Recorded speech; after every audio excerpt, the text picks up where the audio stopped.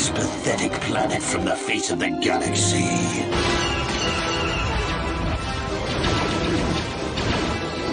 The Force fights with me! Get on those gun turrets!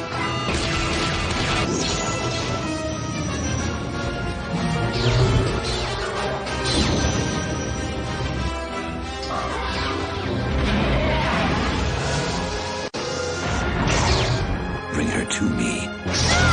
All Republic forces, pull back! It is too late to retreat, Admiral. There is no escape for us.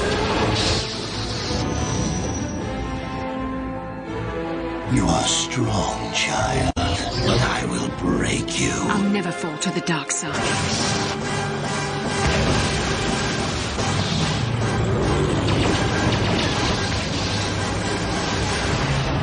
This is but a taste of the dark side.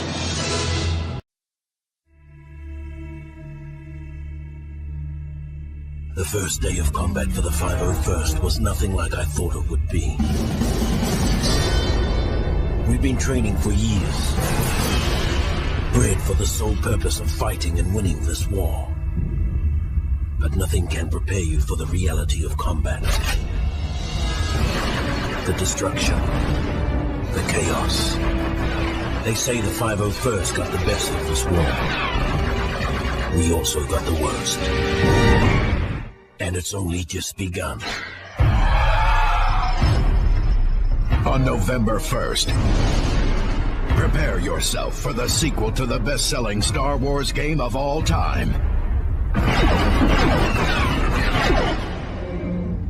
Star Wars Battlefront 2, the game that lets you fight all the classic battles any way you want. Now lets you fight on all new Episode 3 planets. Fight as a Jedi, and for the first time ever, fight in space. Even board a Star Destroyer and take the battle inside. Fight on the front lines of the saga's most epic battles. From any side. in any vehicle, with any weapon. Star Wars Battlefront 2 on November 1st. You fight again. Rated G for teen. Mockery. Oh, Master! I do not trust you! I cannot trust you or anyone ever again! Hello, darkness, my old friend.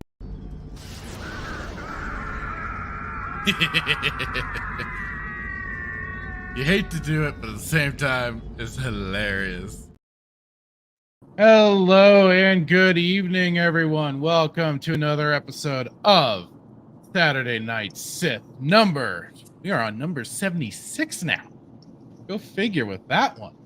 I am your host, the Fractured Filter, and with me as always, my brother in arms, my compatriot in all this madness, Jay Hitman. How are you today, sir? So excited to be here, fully focused, no driving this weekend. Ready to go. What was that? No driving this weekend. That's good. That's good. You're just in an Uber, as if I recall correctly. Yes, live from Uber. So excited. Awesome. I hope so, because there's quite a bit that has gone on that you seem to have been kind of MIA for the week, especially what kind of got cropped up yesterday. We're not going to go into it immediately. I will tell you this. What's that? Where I was at, they've not invented internet yet. Where I was at, there's no internet whatsoever. You have to drive 30 minutes, 40 minutes. Well, that sounds lovely. Yeah, no, it's very nice to kind of de-stress and not be around all the madness and insanity and stuff like that. Yeah, I had to venture to a Walmart and I picked up my Star Wars shirt, my comic book Star Wars shirt, non-Disney comic book shirt. I shall remind you. But you can't avoid giving the mouse money, though. That's the unfortunate thing, sir. Well, you are buying it from a local retailer. You are giving the mouse money in some form. I'm just letting you know. Here's the thing. I tell myself I was giving it to Dark Horse because they're the ones who did this comic book. So in my mind, I'm like, oh, it's Dark Horse. It's fine. It's not Marvel. Yeah, I got you. I have multiple compliments on this shirt, by the way. Thank you very much. I understand, though. I get it. Did I hear that this Ahsoka trailer was not an actual new trailer? We got bamboozled? Is that what we got bamboozled the previous week, if I recall correctly, or the week before that. I forget which. But this one is we do have actually, yes, a new Ahsoka trailer this time. We got two. We got two clip. We got a clip and a slight teaser thing. It was apparently something so I don't know if I want to say heinous or what, but apparently it sent our good friend Wookie Be Bad over the edge. Good, he deserves it. As it were. So just pineapple pizza eating itself. I know you have such a we love him, but he's just and hello Static, welcome sir, the first one in today. Welcome. Yeah, and I'm thinking for when we get to those, we might bring in some folk if they are available. We'll see what happens. We'll see what goes on, because let's just face it, Ahsoka is just one of those things that is gonna bring for some a bit of rage. I'm really curious because from what Wookie was telling me, it's something else.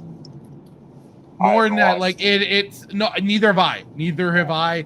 And I was even watching the Casual Rage, and just as Rhino and Tuscan Bob were about to go into it, I that's when I stopped listening, and I even left a message like, hey, I left my usual wall of text, and at the end of it, I was like, hey, I'm cutting it off here. I'll be back to listen to you guys finish it up. But I want to first see it for myself to give my own fresh take on it. So I am also going. I've just heard, Wookie's. He's given me some details, but he's not like said the full what's going on with it. Did he watch it? He did. That's why I said it threw him into a tizzy. But I haven't watched it yet. He didn't have an issue with Rebels. He liked Rebels. Yeah, he was pointing out some of the stuff having to do with Rebels, and that's why if it's gonna be possible, I'm gonna be he'll be definitely one of the people I'll be bringing in. That I want to first get through some of our topics, because I know that once we get to Ahsoka, and if we do have people in, it's gonna dominate the conversation. And there are some things I'm definitely kind of looking to get to before we dive into that. Also, I want to give a shout out, because like it is, I always have to catch like Casual Rage and the spacing. I have to catch the replays. I'm always going back, and I'll even check in on the chat really quick at the beginning, because I know I'll always be among the early people throwing in, going, hey, have a great stream and all that jazz. And I caught this the last time I was checking out Casual Rage. And I wanted to kind of give the shout out to Luke Norris, who in it did say, he said the Fractured Filter, I do enjoy your show when I can listen from work. So usually just lurk as not to piss off management, since I am supposed to be working. LOL. And like I said here, I was, like it is. Thank you so very much, Luke Norris, for listening to us. And even though you're lurking and all that, that's cool too. We appreciate that 110%. And like we've said it before, it's always fun and crazy that we do have people that find us worth the effort and time. Because like I said in this post, we yell into the internet. We are just yelling into the internet sometimes. Rambunctious cohorts. We, just a couple of spurgs just going off on Disney, Star Wars, and stuff like that, and just getting our own opinions out there. So, I just wanted to, just give a shout out to Luke Norris, saying thank you very much. It's really cool that you dropped that message even in Rhino's chat there. That was really cool. I'm getting the word around, brother. I appreciate it. And so just wanted to kind of, you got to start things off with a little bit of positivity, but at the same time, I guess I have to come clean. It was revealed as of late on Static's weekend pregame that I am an EU phony. I am not the man who I say I am, despite trying to. I just put on a facade. Duke Devil called me out. So, unfortunately, I'm not to be trusted. I know it's tough. I am indeed actually a Disney shill. It's my love, my passion. I can't keep up with this. But as you can see, I do have a new, if you are watching, but yeah, if you go and watch Static's weekend pregame, it was somewhere towards the end of the show. We were basically kind of screwing around, and I forgot how it got brought up exactly. Static is patching KOTOR for widescreen right now. Nice. Yeah, that's definitely a good one to get. But then you also have to kind of get like a modifier for it too. So like the icons in there and the rest of the UI is working properly. I think I probably know the patch that you're going to be using. And that's definitely a great way to go. Have you already? I wonder if you've already gotten some of the texture packs or anything like that are out there. Did you get a new profile pic? I did. I got Dash Rendar. Okay. Yeah, I'm like, I've got Kyle. I've got Kyle. I'm like, I got to get my other boy, my other favorite EU character that got me into the EU. I'm like, okay, I got to get Dash Rendar in here, and there we go. I went through the same. He doesn't have the cool moving background. I might try and find something later for him, but for right now, there he is, VG. So, yep. You turkey. What made you want to change the dash? I had Katarn for so long, and I'm like, I want to, give some more show for my boy, Dash Rendar, the man partly responsible for getting me into the EU. So yeah, I was like, I gotta flip. Little turkey. I might get Bane somewhere down the line too. Set up like this. Probably should. Let's see. Static saying no, not yet. One thing at a time. True enough. And test it too. Test it to make sure everything's working. Always the fun of that. Right.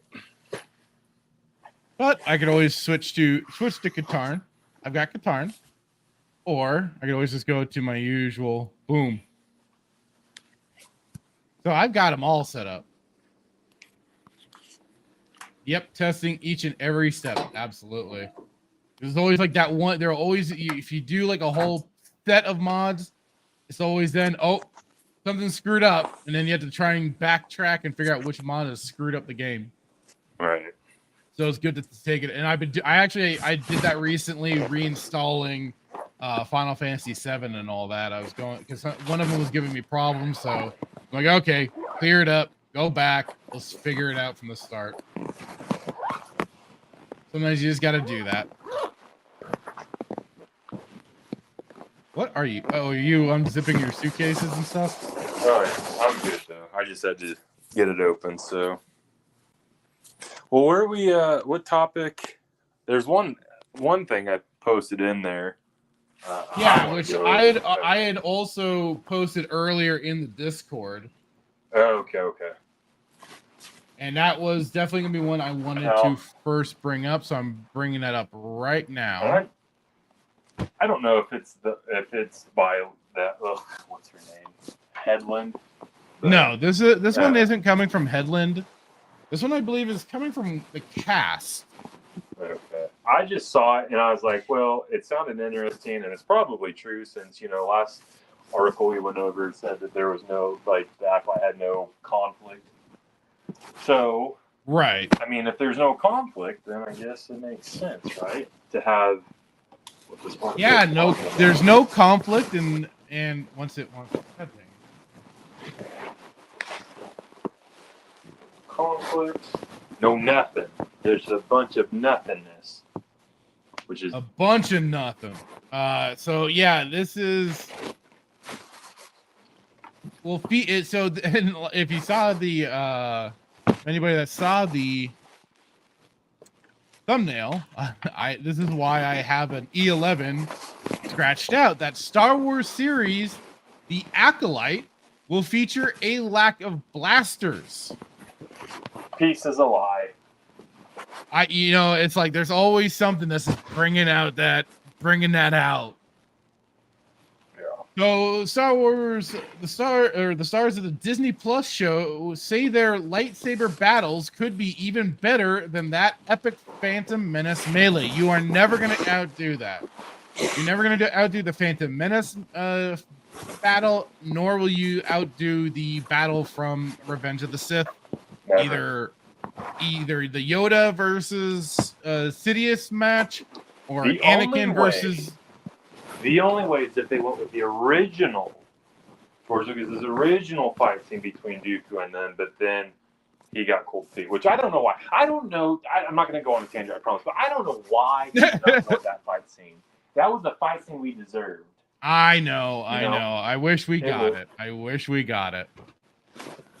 So we didn't. It was the fight scene we deserved. That's the only way. That's the only way that it would have been fine.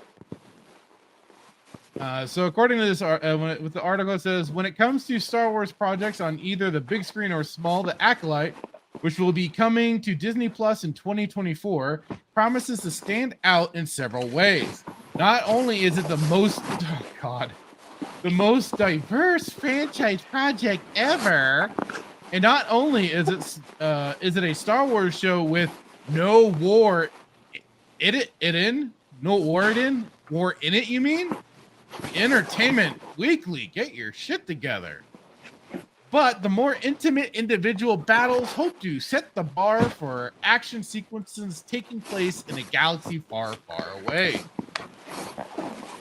It's just amazing that they're taking out. I mean, like, you could say, yeah, there wasn't necessarily war still going on in the later, like, 2 Bane books, but the whole it's more of the because he wiped everybody out. Well, and it's more of like a, I guess you could say a metaphorical war, and that is what Bane is waging against the Jedi, just from the shadows. It's a different type of war. Yes, it may not be like the big galactic battle that we're used to seeing, but it is another sort of battle that's taking place. It's just more deceptive and more in the shadows. We didn't need a big battle because he killed everybody with the.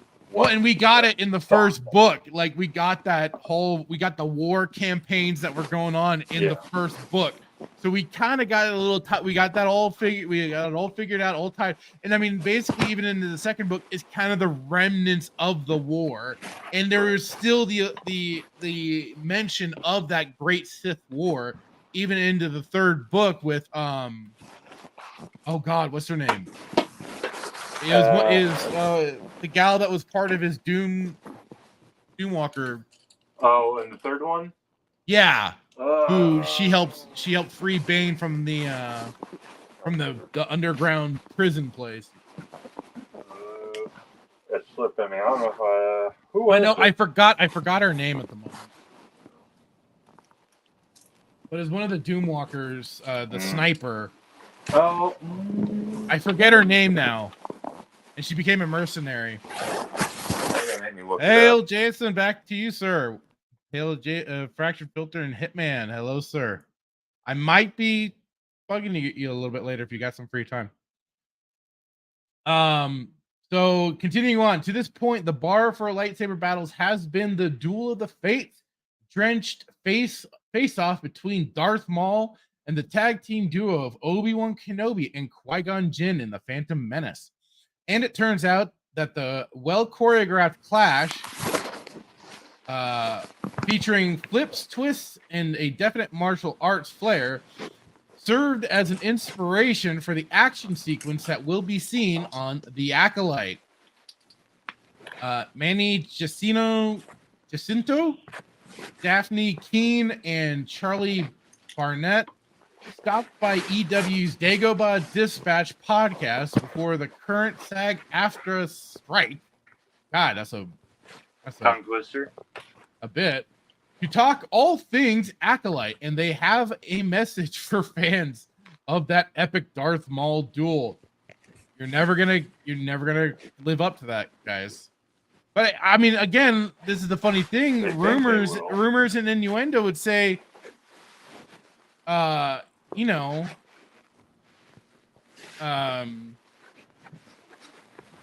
this is just a sizzle reel. It's not happening. It's all fake.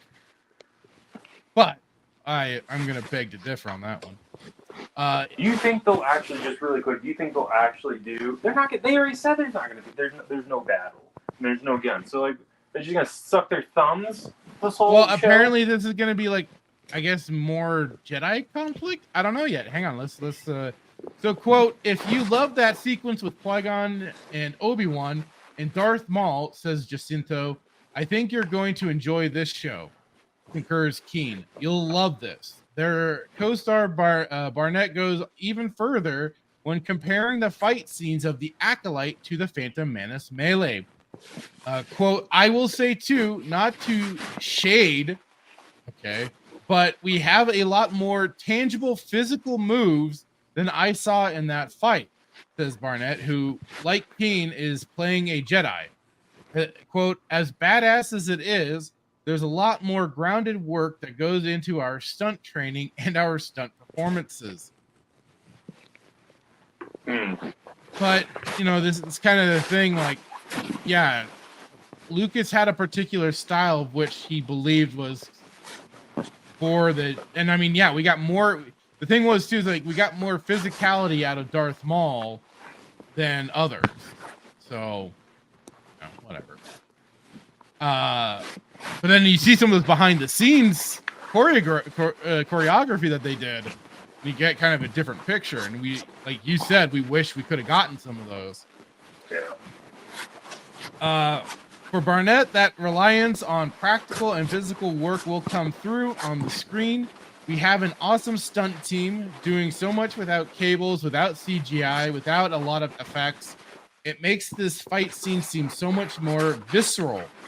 Truly. I mean, I know I've been hit on the head a couple of times. I'm sure you were dropped on your head as well.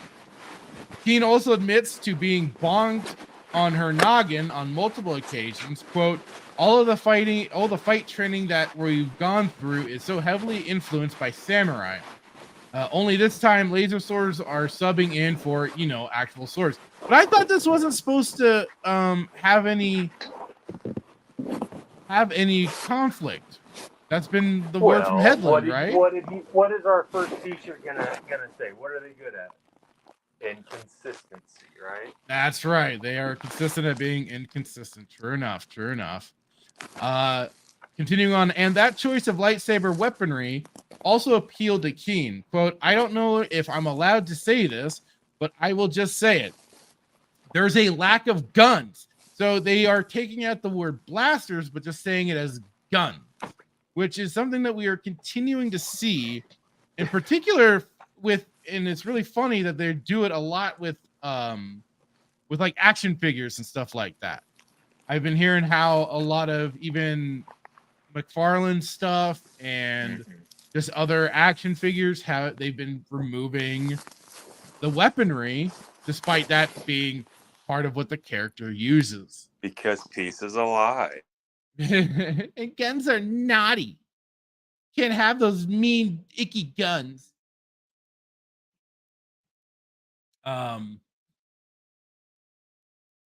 Let's see. There's lack of guns, which personally, as someone who loves fighting and stunts and stuff, I love, because it gives you that body-to-body choreography, that dance feeling. It actually looks like a real fight as opposed to just I point and I shoot, which is kind of an easy cop-out in a way. Wow. We get a lot of that body-to-body. So somebody's kind of, you know, knocking on the prequels and in the original trilogy.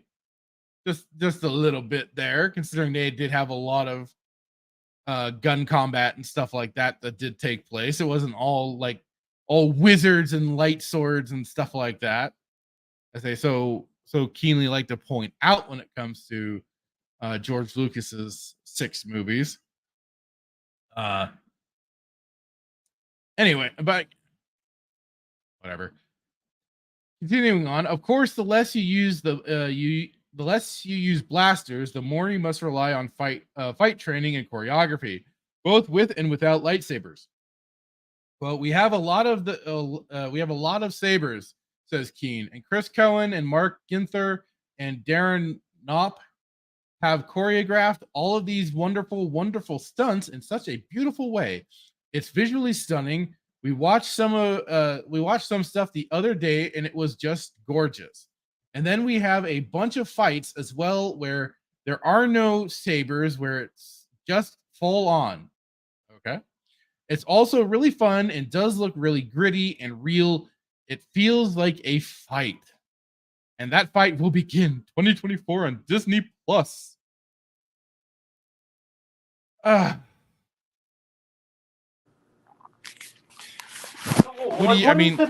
the benefit of not having, like, is this now? I need to mistake because I have personally not read the first, I think, Dawn of the Jedi. Dawn of the Jedi. But, like, what is the point of not having a conflict or blasters? Like, is this? I mean, obviously, today's culture, you can't have guns because guns are bad. Get a little more guns. Hitman, get a little more on mic. You're kind of muffled with what you're doing. Sorry. Okay, can you hear me now? I can hear you. You're just kind of quiet. That's all. That's because you're moving around so much. Sorry. I was like, I don't understand the point of not having a conflict or guns or anything like that. Like, I get that in our culture today, you know, guns kill people. Anyway, like, I just don't get it. Just like, and I'm saying I have not read Dawn of the Jedi. But like, what is the point? What's the point? Like, okay. Hitman, you're gonna have to like stop doing what you're doing and speak, because now you just got away from the microphone from the sounds of it.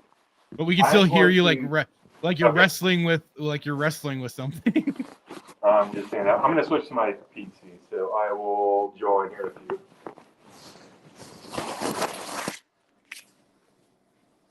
I didn't quite hear what you said, but okay. Can you hear me? Oh, yeah, I'm gonna switch to my PC. Oh, okay. Yeah, I'm on my. All right, I'll be back in a minute. This crazy man right here, I swear, people.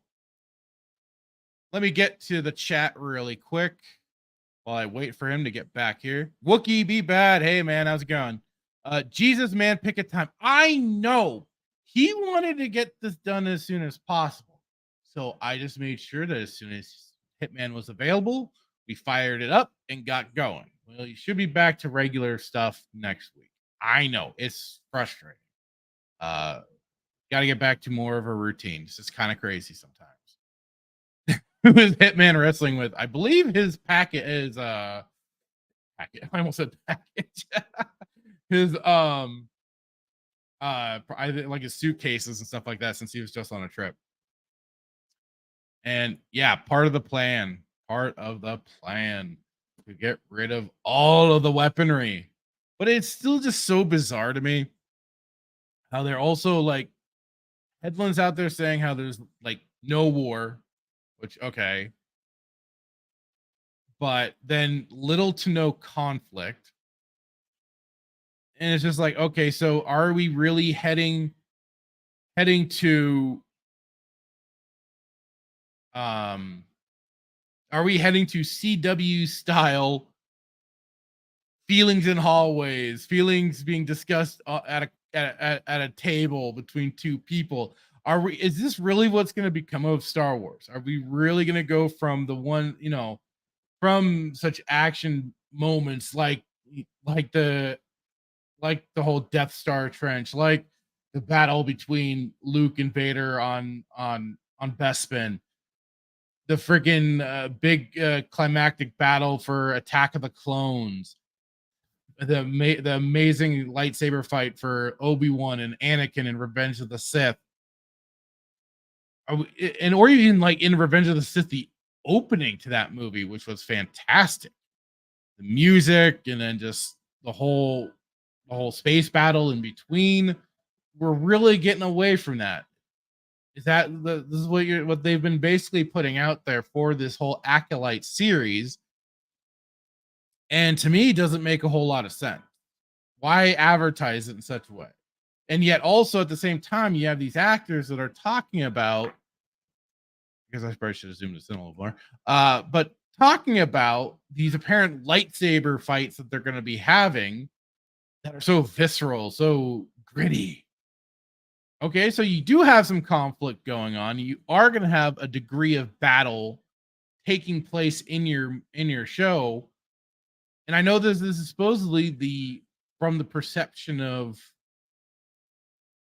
the bad guys, because we always have to do all this moral relativism crap and completely lose the thread on what Star Wars is meant to be.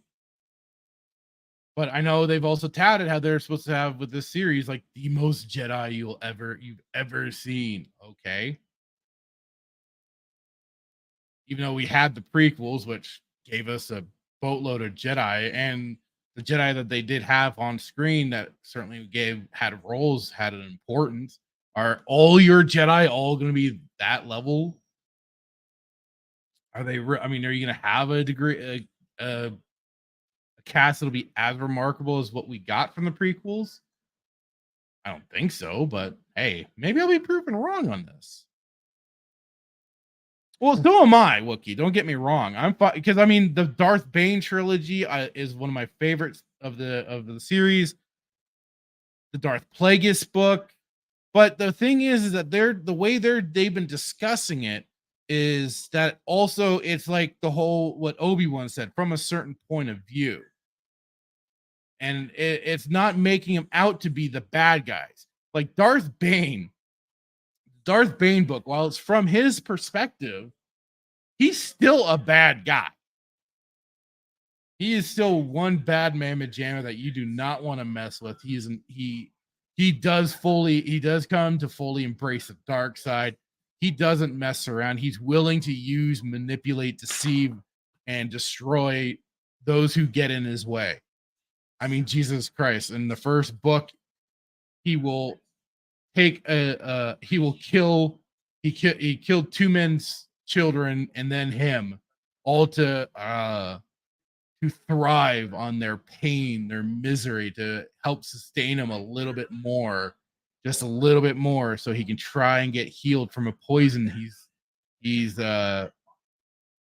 enduring at that moment, so he can find a healer who then the healer he finds, he threatens that man's daughter on top of it. I mean, that's just but with what they've been talking about with Acolyte, it's like, oh, you could almost relate to the bad guys here. You're not supposed to relate to them. That's also been part of the whole Lucas's philosophy when it comes to the dark side, is that, you know, when you become one, when you do start going to the dark side, you are selfish. You are, you know, narrow-minded. You bring on all of the negative traits that a human being can. There he is. I'm back. Oh, absolutely. It's idiots writing for idiots. 100%. So, well, like I said, I am fine with a storyline from a bad guy's point of view, but they still have to be bad guys. What did I miss?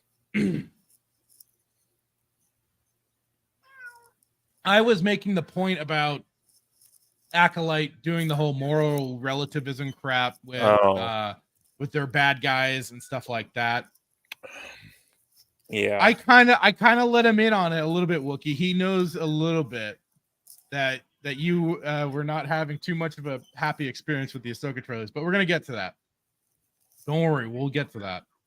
I just wanted to touch on this Acolyte thing first. And so, what do you got? Your thoughts on this, Hitman? What are you thinking? Well, I don't know if you were listening while you were switching over. I was trying to, but it's I missed some of it. So film the last little bit is what I missed. So what I was trying to say was, like, I don't understand the concept of creating a show with zero conflict, right. Zero gun. I hate the word. It's not guns. Like, you know, ever since Andor aired, it's like we've inserted guns into Star Wars with the stupid AK-74U that they had. Like, I just don't. I don't understand. It's been more that blurring of fiction and reality. In my opinion, is just a way to push their, the agenda, which I feel is like you can't. Yeah, it's anti-gun. They're anti-gun. Absolutely. And so I caught a little bit of what you said about the Kenner figures and like the McFarlane figures. Yeah. I think it's just across the board, like they're removing the guns and whatnot, and it's just. What are they going to fight with? Bamboo sticks? Like, are we going to go back to the old WWF day with the kendo sticks? Like, because it's less violent. At least the WWF can keep. At least they used to keep good kayfabe. These actors that are putting out, these actors and directors can't even kayfabe shit anymore and keep things like under the umbrella or the guise of, this is a fictional world we're going into. No, they're trying to relate everything to the real world. But it's not. It's never been that. It's always been escapism, and yeah, that was always the wonderful charm of. Hold on, Fracture, because you have those people out there that will say that George Lucas himself used modern day politics to, he put modern day politics in his movies, which, I mean, maybe to a certain extent he may have.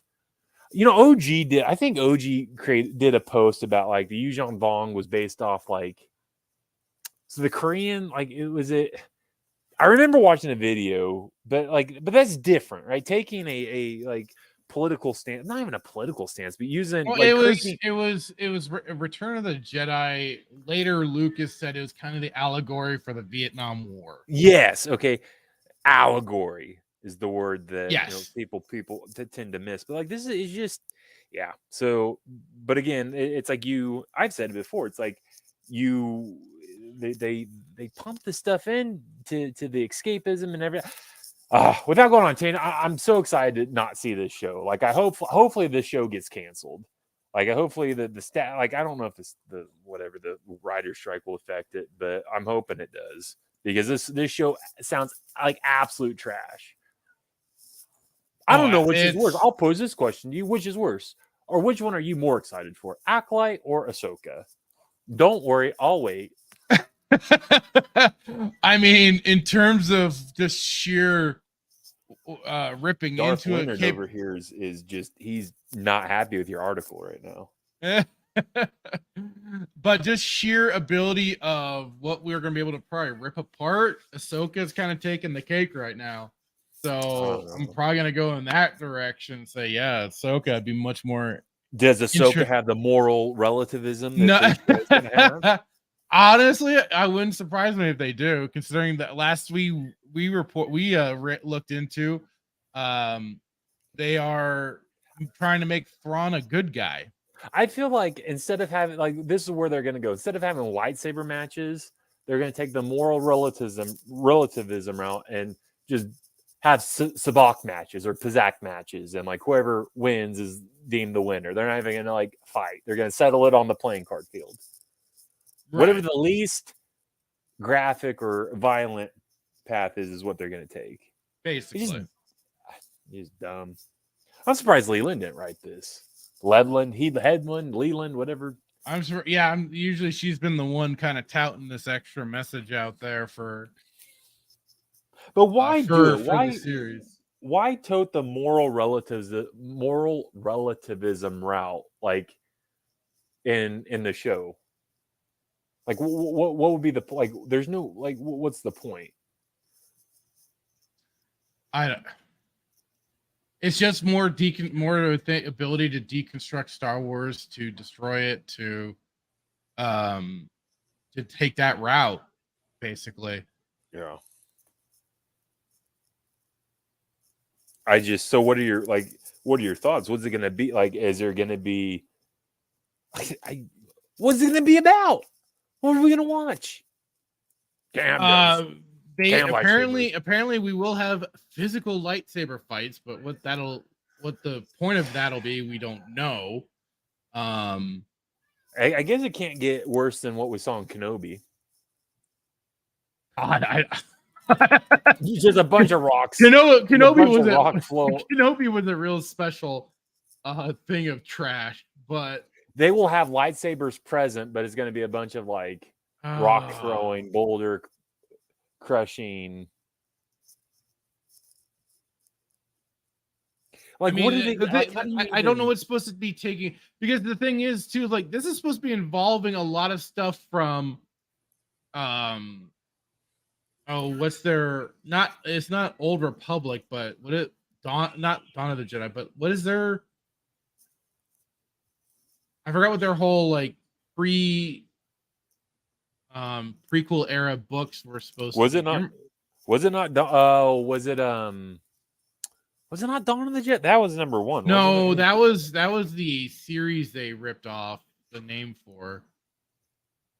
Or was that Tales of the Jedi?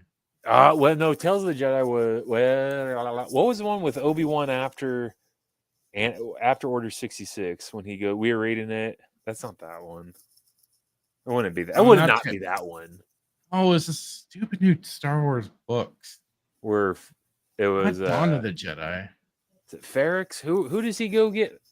Oh God, High Republic. Thank you, Wookiee. Oh yes, thank you, Wookiee. High Republic. Yeah, this is supposed to be carrying over from some of those books, because even like the author, one of the authors or something like that, was dropping some names at Celebration and was basically having a Jeb Bush moment of like, please clap, because he name dropped and was expecting people to applaud and cheer, but because these Disney SEALs don't actually pay attention to the extra media they put out, they had no idea. There's like a few people that I think clapped and were like, "Yay!" But that was it. So yeah, the Acolyte is supposed to be carrying over with the High Republic. Yeah. Oh, the joy. That's right. Yeah, we got Geo the Navigator rock in High Republic. It just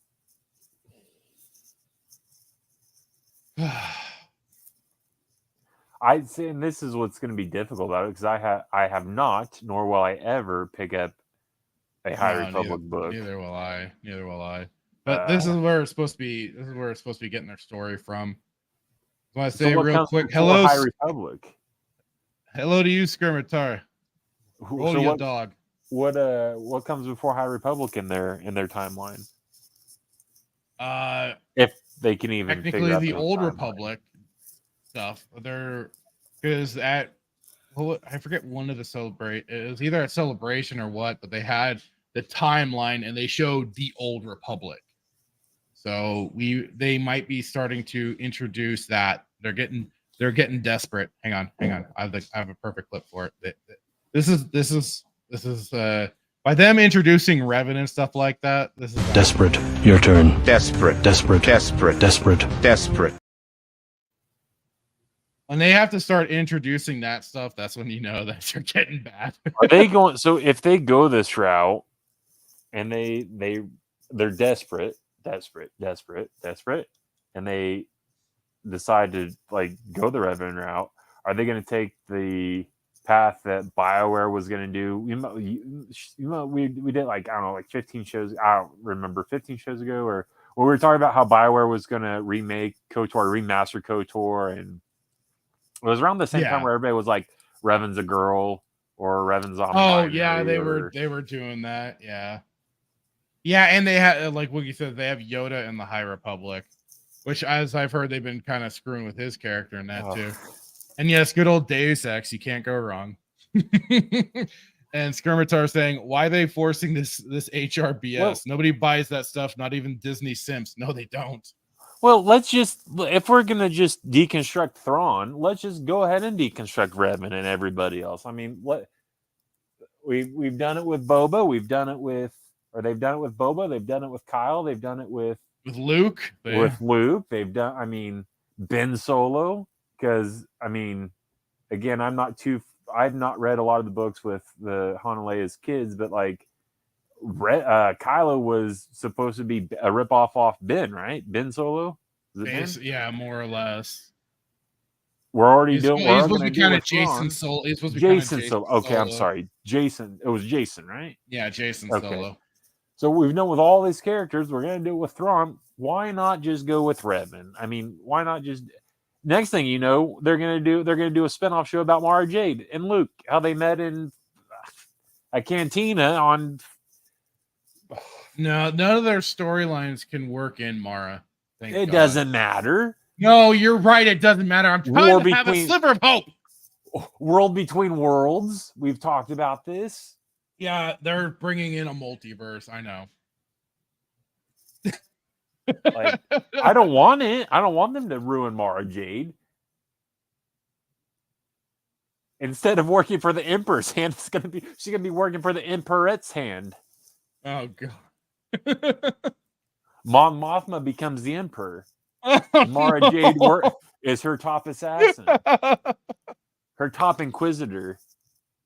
Oh. And Bail Organa becomes Bib Fortuna. For okay, Phoenix now Shan. we're just getting silly. Silly? Like, you've watched all these shows. I know I have, sadly. I don't know. Damn it, Wookiee. What did Wookiee do? Just look at this comment. Oh, no. That's just wrong. No, but this whole Acolyte thing, it's gonna be its own special dumpster fire without a doubt. The fact that they are already touting the lack of guns or Worse or better blasters. than Skeleton Crew, do you think? We haven't What's talked that? about I said worse or better than Skeleton Crew. We haven't talked about Skeleton Crew for It donkey's hasn't been years. in the news much lately. So Well, I know, but all these shows that we once, they had all these shows that they were doing. At this point in time, I rather just watch. Was it Lego Star Wars Holiday, Lego Holiday, Summer Lake? What was it? The Lego Star Wars one, Summer Vacation. I'd rather just do that. Something like that, yeah. At least we had some. Probably they'd adhere to some type of canon. Summer Holiday. Summer Holiday. Yeah, I'm impossible. I mean, to get a tan. With the fact that it's that, I really take those as just being non-canon to their stuff. So I don't even think it's a bothering sort of situation. How do we prepare for Acolyte then? Because you're saying it's supposed to be a rip, or I'm sorry, not rip. Rip would insinuate that it was actually good. It's supposed to continue the High Republic, and like I said, I know absolutely 0% of High Republic. I've no knowledge. I don't know where it takes place. I don't care to know where it takes place. So it'd be kind of like how do we even where do you start? Reddit, go to Reddit. Good Lord. I mean, I'm being serious. With at least Ahsoka, we can watch the 4 episodes and, we have to damn near read all of season 4, but Ahsoka, I feel pretty confident because I have a pretty good knowledge of Thrawn just from the books. And right. I think from 540, he was saying on his podcast that everybody's going to be comparing it to books, which, I mean... Oh, absolutely. Which is this is where they are getting more. I think they're supposed to be getting more heir to the Emperor-esque with this series. Possibly. Well, I should admit possibly, but we'll see. Do you think we'll see the Purgle in this? The Islamiri, or no? I will raise this city to the ground if they bring the Islamiri in. I mean, they wouldn't. See. They can't even spell it. They think it's a salamander.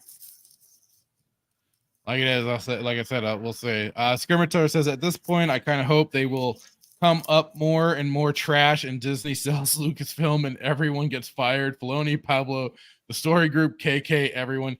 That is like the best case scenario that they do that. That would be a happy day. It's still and I do too. I want kind of like Tuscan Bob. I want them to keep chilling this shit out at a higher rate. I want them to crash this bitch with no survivors. But I think really Acolyte's going to really help with that, and I think. Do you really think though? If they've already the damage has already been done. Do you really think if somebody buys Star Wars from them, or if Bob Iger's, he's already proven that he is selling stuff it's a garage sale. The damage to the brand will have been done. And if the ideology's there though, if it gets bought out, whoever buys it out, if they ever had the right idea to go quiet for a while and try and let people forget about Star Wars for a while, they could resurrect it in the right manner. But I don't.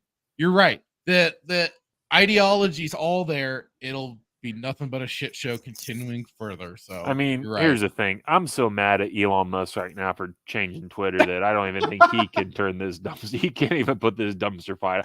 What is X? What I'm sending out an X today, or X let me gonna give it to you. Let me X this thing really quick. It's the dumbest thing ever. I have a fascination with X. I'm so mad. Bring the bird back, dude. Anyways, I'm with you there. I was thinking that he would be the only back one. To calling it Twitter and shit. I don't think there's anybody really. No. Unless Wookie saying nothing about Skeleton Crew looked Star Wars. It just looked like generic sci-fi. Last I saw of it, yeah. And there we go. Which on the in the Acolyte is a Decepticon. I don't know. I thought that was in Skeleton Crew that they had Decepticon. I forget. Duke Devil, the man who called me out as a fake EU fan. He's here. Hello, Duke. It's the Weiss Salamander. It's owned by X Corp. Yeah. Duke Devil saying, I hope the Acolyte takes a lesson from Strange New Worlds. Oh no. And focuses on the relationships between the characters rather than conflict or actual story. Yes, that's exactly what they're gonna do. It's gonna be. I said it's gonna be CW style storylines, basically feelings in hallways, as it's been so aptly put.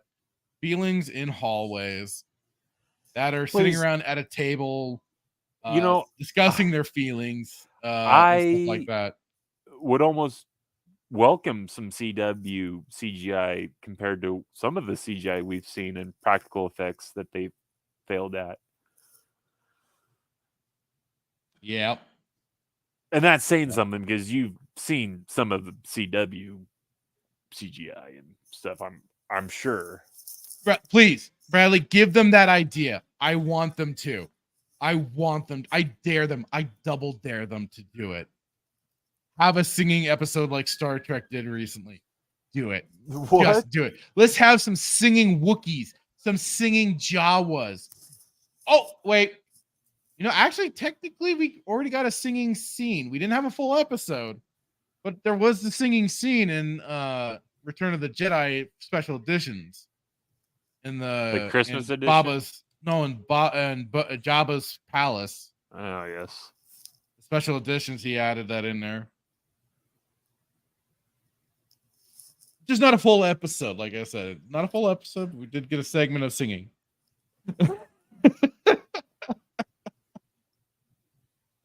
A bunch of auto-tuned stormtroopers.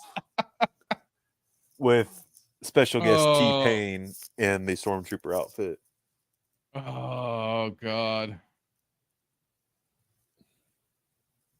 Yeah. It's just kind of sad. I mean, it's sad to wish this upon the properties that you love so much, that you want nothing but good God, has it gotten to a point where you're just like, yes, destroy it, burn it all. I just think it's already destroyed. Oh, no, that's what I mean. Just throw it into the dumpster now. Just fully complete the transition. Just boom, throw it into the big garbage fire. Like, I never thought I'd be like with how bad Acolyte's going to be, with how bad Ahsoka is going to be. Do you think that they'll bring back Ruin Johnson for some type of project?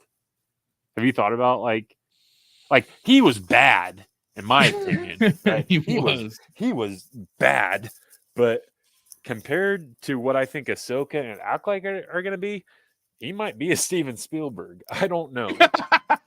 Well, like people have said, like he can do decent cinematography and stuff like that. Just don't let the guy write. Like, if so long as you have somebody controlling him, or even like directing him as the director and keeping things in line. You mean a babysitter? Basically, like Vince Gilligan for some of the stuff he that was directed by Ruin Johnson in that series.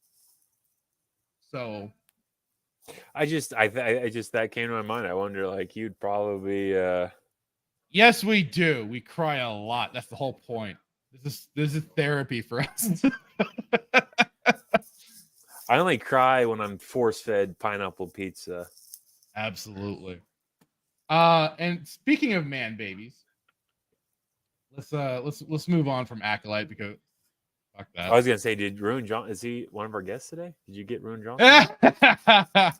No.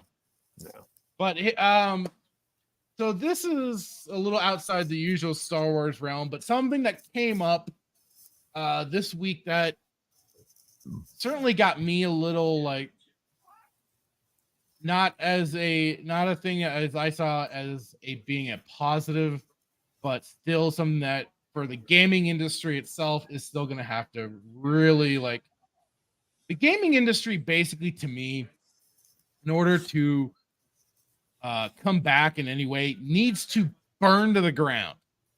Needs to burn full scorched earth because one person in particular, well, you can say two or three, especially for some of the journos, left the heaviest stink on the industry that will not get out unless you do this. And if you are familiar with the old days of, was it 2016 or whatever, the old Gamergate days, Miss Anita Sarkeesian herself officially announces the shutdown of her non-profit, heavy quotation marks, non-profit, video game activism organization, Feminist Frequency. I don't know how aware you are of her, Hitman, because you're kind of outside this usual bubble. But did you hear the whole Gamergate fiasco and stuff like that? I'm trying to think if I've heard of her name. The Sarkeesian sounds maybe familiar. She's been around. She's been. This article will get into it. She's been very much a consultant to a lot of video game companies. They hired her, brought her in, or whatever, to quote unquote consult for their games, to make their games more feminist. Yeah, basically. More inclusive. That was their. It was kind of early diversity, equity, inclusion, and what's the other one?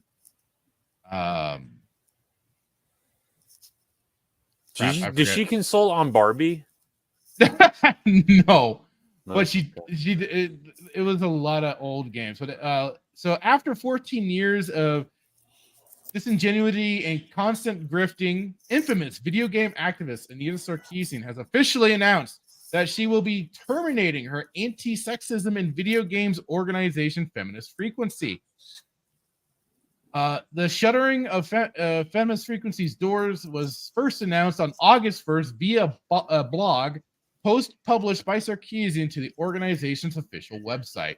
Quote, "With my heart stuffed full in a million different emotions, today I share the news with you that Feminist Frequency is closing," began the activist's farewell message. Quote, "Our staff and board members have done so much to help me prepare to make this announcement today, but it still feels like taking a deep breath and jumping off a diving board to communicate this message to the countless people who have turned to Feminist Frequency, supported our work, and buoyed me up for the past 14 years. Further quote, "After I made the conclusive decision that the time had to come to close Feminist Frequency, my first fully formed thought was, holy fuck," explained Sarkeesian of her surprise move. Quote, that's all of us who have been on this journey together have done so much. We made changes to an industry. Yes, you did, you filthy bitch. And not in a good way. That were desperately needed, shaking up the status quo and distributing content in the early days of video punditry. While we weren't the first voices in the conversation about inclusion in video in gaming, we were part of building a community that meant more to its members than we could ever have anticipated," she continued. "Seeing even more people take up this mantle and continue the work has been heartening. Many people working within the industry, even people I have been critical of in the past, have supported and worked to create real change." There's something that I'm seeing so far that's kind of missing from this, but we'll see if they get to it. As to why she had chosen to make the decision, Sarkeesian revealed, "Best answer I can..." "Best answer I can give is the honest truth. I'm exhausted." Furthering, "I know that it's not unusual for nonprofits to have a life cycle shorter than a lot of people would like, but there are unique challenges when they're so entwined with an individual, me, who has become a symbol." Oops. Oh, bullshit, lady. "For better or for worse," said the activist, "I'm hoping that it will be valuable to share the reality of the bone-deep burnout that comes from consistently saying yes to the growth of feminist frequency, often at the expense of protecting my personal boundaries and the workload of our team. Personal boundaries? You put yourself out there in every opportunistic chance you had. You went to the fucking EU and even was bad-mouthing video games and the problems that they bring at that fucking place. I mean, not the UN, which doesn't surprise. That's what I meant, was the UN. I mean, that place is a cesspit in all its own speciality. But her thesis title, not to cut you off, is "I'll make a man out of you: strong women in science fiction and fantasy television." Yep. He's a piece of work. Continuing on, while I've already said my piece about the harassment that myself and others have experienced over the years, reflecting on it now, I can express both a sense of pride that conversations about online abuse have become part of our lexicon and a reality that it has come at the cost of my health and well-being. I'm sure you feel really bad as your price still swimming in that cash that a bunch of idiots gave you. She added, and so while there has been so much value to this project and its different iterations over the years, there is also value to the projects coming to an end when they can no longer be best served. You're a Gamer. Is the National Academy of Video Game Trade Reviewers a prestigious award? No, that's nothing I've ever heard of either. Honorary award 2013 for exhaustive research of game tropes and Damsel in Distress, the YouTube series. Yeah, that's where a lot of it got started. And she had a Josh McIntosh was her old partner in that. And at some point, they even had a bit of a falling out because he was very much on the side of wanting to basically turn video games into walking simulators. He was a guy that was very much on the pro of pacifism, basically. He didn't want violence in video games. He wanted to really get rid of that. And he stayed pretty consistent with a lot of that. But at some point, even those two had a bit of a falling out, which was kind of an interesting thing. Yeah. So, following an expression of gratitude to what little supporters she had left, Sarkeesian then detailed exactly what the organization's shutdown meant for such related entities as its games and online harassment hotline. Was that the and its podcast, Feminist Frequency Radio. Quote, for me, it means prioritizing rest and taking time away from the direct responsibility of being the face of a mission for the first time in a decade and a half, she stated. For Feminist Frequency, it means a gradual ceasing of operations, shutting down completely in early 2024.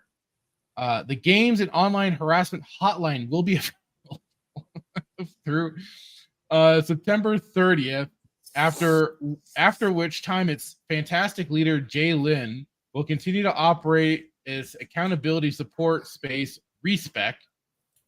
Sounds familiar. And the website will stay live with critical resources for building a safer games culture. So these are basically some of the people that are really turning the online space into a bunch of pussies. Why we can no longer say fun words and why we can no longer banter with each other like we used to. Because now how much money do you think she gave to Xbox to moderate the? They gave her. They probably gave her a bunch of money to come and quote unquote consult. Wouldn't surprise me. She went to York University, so that's all you need to know. She then confirmed our podcast, Feminist Frequency Radio, will continue to be helmed by its co-host, Kat Spada. Tropes versus Women and our full video archive will remain online, available as a free media criticism resource indefinitely, while Price still collecting monetization and stuff like that from the YouTube channel, no doubt. And is she closing down her Patreon? I got to know. I'm trying to look and see. I don't know. I got to know. Further, in terms of the organization's reception of donations, Sarkeesian announced that we are in the process of canceling all recurring donations and will stop accepting new donations as of today. So that's those directly to like the company itself. That's not like the side shit she probably gets. Like I said, her Patreon, the YouTube channel, and stuff like that. I'm sure they're still having something collected. But then these are also the sort of people that get a, easily skate by and get that done. Tax receipts will be issued in January 2024 as usual, she noted. Donations already received this year will continue to be used to support the game's hotline and feminist frequency operations, and for the many tasks required to shut down a nonprofit. If we have any funds left after completing these tasks, we will donate them to mission-aligned nonprofits.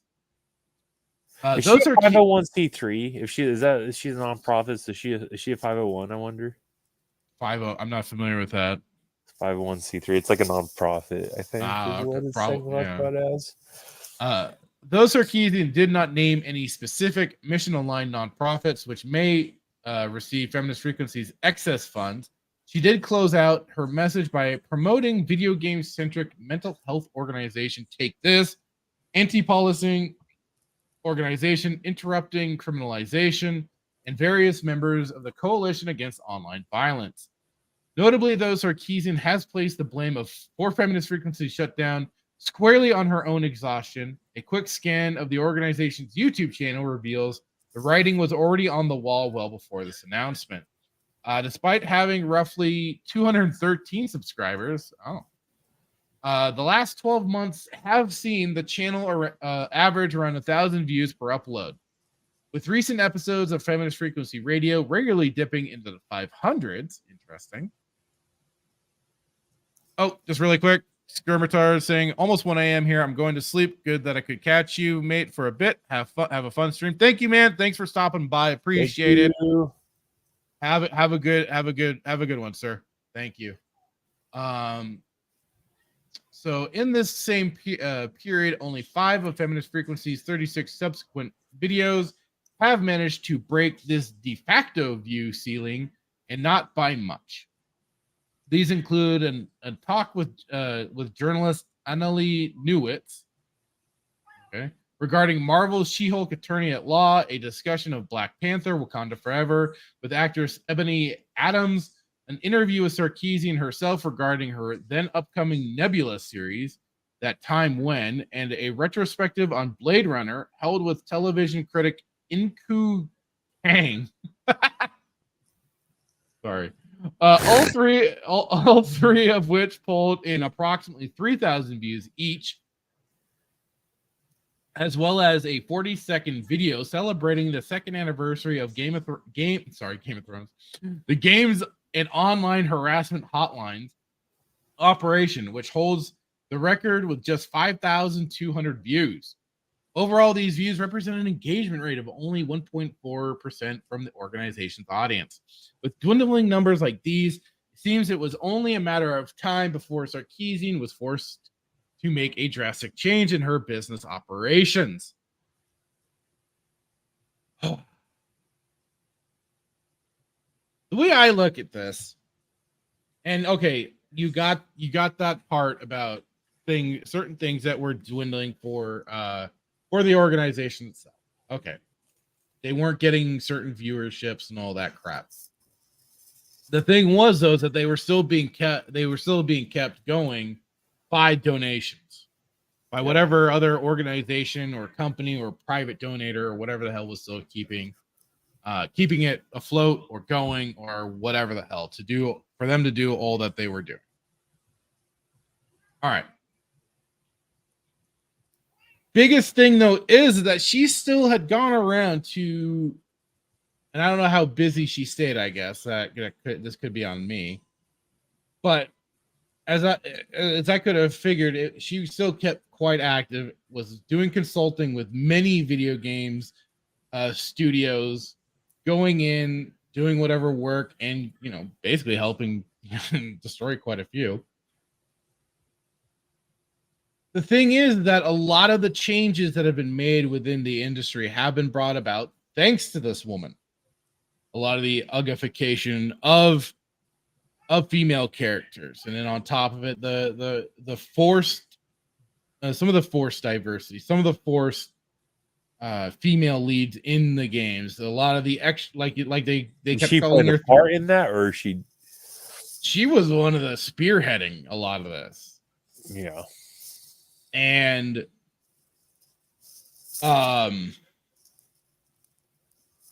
God, where else was I going with that? But basically, like it comes down to, though, is that, and this is why I said at the top of before going fully into this article, destruction's been done. Her stink is all over the games industry at this point. So all of the efforts that was once there from that they love still making a boogeyman of the whole Gamergate hate to say movement, because really it was just a bunch of, at the end of the day, it's just a bunch of freaking retards and fence sitting non-committing idiots that also then wanted to basically also tone police and yeah, just basically police their own side in anytime somebody was maybe getting a little too edgy when the other side wasn't doing any of that shit whatsoever. Yeah. And it served it. All it did was just continue to hold, basically, kill any movement that anytime there was any steam getting going too, that would start to happen. And then we got people like some of the heavy, the term is thrown around so much now, but we got a lot of the heavy grifters like Milo Yiannopoulos, like fucking even Sargon of Akkad, and people like that really glommed onto these onto the whole movement, onto the whole hashtag and stuff like that, and they made something out of it. All right, good for them, but they weren't as invested for some. Maybe Sargon a little more. But for other people, not so much. They just kind of took it and got the popularity out of it and went from there. Fucking right. Ian Miles Chong is still out there getting his own accolades when he quote unquote switched sides and shit like that. The thing what I then just kind of finally comes down to is that this isn't a victory. Some people I've been seeing on Twitter or X, whatever the hell you want to call it, have been cheering, have been celebrating that she's gone. Feminist frequency is destroyed. No. She got her W out of all of this. Yeah. Because she got all the consulting jobs. He got all of the money, all the Patreon money that was thrown at her, all of this, all the media attention and stuff like that. She got to basically play damsel in the media. Oh, the evil gamers are the misogynistic gamers. Oh, she got her win. Gamers lost in this because then they started making all of the increasing changes, all of the walking simulators that certainly came about, but certainly like how now so many of the Sony games are basically movies, interactive movies at best. Yeah, they've made the changes to where now we have all the activists in gaming changing up character models to make them more, basically make the female characters more ugly, more mannish looking and stuff like that. They did it to the Diablo 2 remaster where they turned the Amazon into a basically looking like a 50-year-old man woman thing.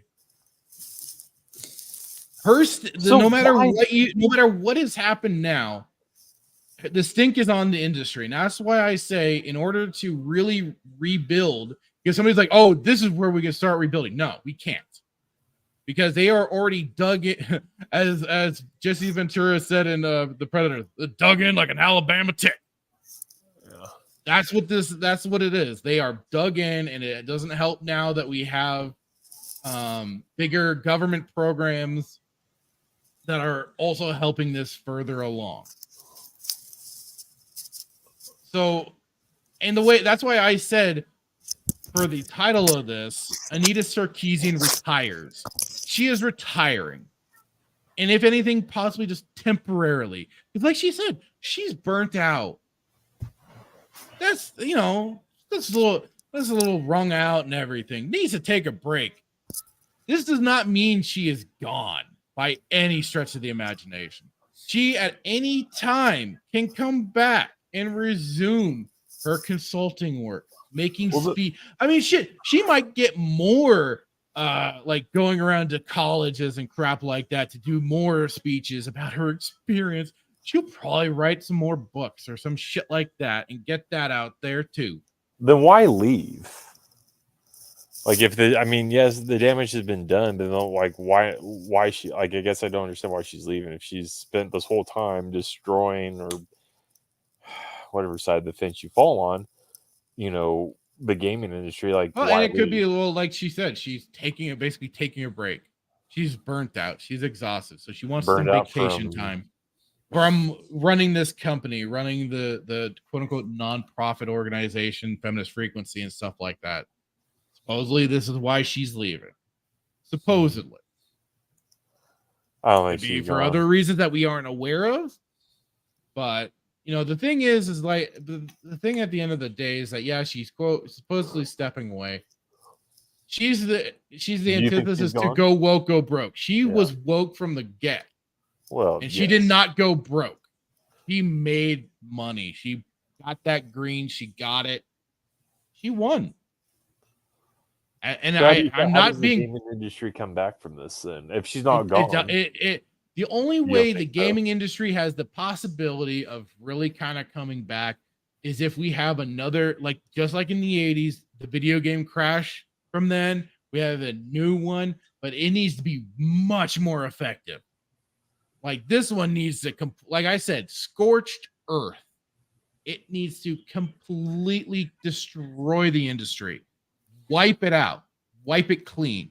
So how do you do it? So then maybe from going back to basically square one, you do have the indie developers and stuff like that start to rebuild the industry. That's the only way. Like it has to get to such an extreme. People just don't buy games. Well, and it needs to get out all of the activists on top of it. You need to make it no longer profitable for these people to want to be part of the industry, even though they already don't want to be. They already don't want to be part of it. But the fact that it brings them money, they are willing to tolerate it. I just think the hook is so deep in there. I don't think you're going to get it out without surgically. Well, that's why I say scorched earth. But even then, do you think where we're at as a culture and a society with all these ideologies, do you really think that like people are going to stop? No, not right now. No, we are too early. I mean, Anheuser-Busch worked. The boycotts of Anheuser-Busch worked. I mean, the boycott worked for now, but I mean that's a temporary thing. Wookiee himself has also reported how it just takes enough amount of time for people to forget. People have the memory of goldfishes. Yeah. And it's somewhere down the line, it'll crop back. Now, I'm not trying to be, black-pilled or anything like that. I'm just looking at it from a realistic perspective. That's all this is. The white pill would be that, yes, we just need this industry to burn to the ground. We need them to start losing money. Stop buying the new games that come out, Wookiee. Stop buying, go back and we have a plethora of old games to still play. That's why I've been enjoying going back to Dark Forces, going to Jedi Outcast, going to Fable Anniversary, going to the old games that I played and loved and enjoyed. And that's what I am streaming. And I enjoy playing Final Fantasy VII for the millionth freaking time. But there are plenty of other old games I haven't touched. And I did recently get through, like Mysteries of the Sith. I hadn't ever gotten through that game completely. Dark Forces, I hadn't gotten through that game completely. But I finally did. I finally took the time and did it, and it was great. And I've got tons more that I know I can cycle through. So you bring it down and you stop, participating in this industry to some degree, and you have to go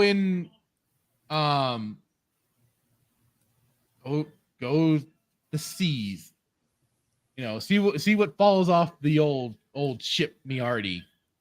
But otherwise, no, this is like what Tim and Greg on the Spacing keep talking about. You need to stop participating in these industries that hate you, these companies that hate you. Like, I agree with everything you're saying. I think it's easy for you and I and everybody else that grew up in the generation, like we grew up with these games, but like these young kids, man, the hook is so deep in there, and the ideology is there. Like, they want the Fortnite, they want the microcurrency, and it's people that also get wrapped up in the whole streamer culture stuff. Right. Like I'm seeing right now with everybody that's been like streaming and playing Baldur's Gate 3 with all the really like heavy messaging and stuff like that's been in that game, and its own subversions and stuff like that. But people are happily ceiling clapping, for it, all because at the beginning of the game at some or whatever, they put in a message about, oh, this is a game where we won't be having microtransactions and stuff like that. Right. I don't know. Oh, yay! They said we are going to have microtransactions. Yay! Yeah. No, man. I just think they make these games that are so appealing to these kids because these kids are growing up in an age where, like, this is the ideology that they're pushing. It's like I said, the streamer culture, and it's the constant the fact that that a lot of the kids are always connected to something. It's a bunch of for sure. instant gratification things. Is you basically have like your PewDiePies and stuff like that out there that put out, and it's like how like some games we suddenly see in stores that are with a bunch of merchandise, like Five Nights at Freddy's, all because some YouTubers or streamers put out all these quick videos, and the kids are just flipping through all of this stuff, consuming. These Sarlacc brained kids are just eating all this stuff up, and then this is where it's always funny where they say, oh, but media doesn't have effect on people. Yes, it does. Yeah. And when it's so hyper involved in the kid's life or whoever's life, it has an effect. Well, they may not even like the streamer that they're actually watching. It's just they like the game, and they're like, well, this guy's streaming, and it could be that too. Yes. But yeah, yeah, I don't know. It's an interesting. I mean, I agree that like you would have to basically raise it from the ground and restart it. But in today's culture, I just don't see it. I think these kids are that's why I've never expected. We need a couple basilisk war droids coming down on the industry. I never expected to actually happen. I just have hopes beyond hopes that someday there will be the next gaming crash to happen, and I can be a happy camper with that. I'll be so happy. They're so like I said, I got a backlog of games to still play. Yeah, but these kids, like, it's like I said, like, I mean, I could be like a pig in mud playing Outcast or Academy or Battlefront, but these kids today, like, they're like, this thing's what is this, an Atari? Like, they won't know what an Atari is. What am I supposed to do with this? It's kind of like the two kids in Back to the Future 2 when Marty goes up and Wild Gunman, and he shows them how to play the game. He's like, they're like, you have to use your hands to play this game. And it's like, this making me like, what the hell? I just think like what Luke said to Han is like, what a piece of junk. And that's what these kids but they're missing just, I just don't see it. I'm with you, and I would want it to happen, but the indoctrination has started.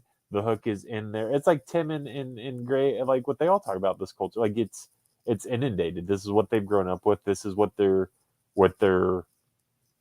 drawn to, because for whatever reason, I just don't see it. Like, The days of Gears of War and Final Fantasy and Doom and all these great games that we grew up on, Halo, like your PlayStation, so Spider-Man, all these great games, right? Yeah. I don't think we'll ever see and this has been No. maybe I'm just an old cogger, but the last probably 10 years I have not seen a good game in the last 10 years. No. I played obviously everybody plays There's Call of been a Duty, few gems here or there, but it's you I gotta get Gears 5. It's something. Gears It's something. 5 and this was it's something that a YouTuber I follow. His channel's called A Curse Farms. The guy's name is Ross Scott. He's said this in some of his reviews. Is that basically it's it is like the industry is encouraging us to wait, to hold back from buying new games because they're either putting them out broken or they're putting it out in such a way that it's so bare bones that it's called, oh, here's day one DLC. Oh, here's gonna be now your season pack. So it's just called wait. Wait until everything is released. Buy it at a discount, or like he says, wait until it's the price of a sandwich, and then buy the game.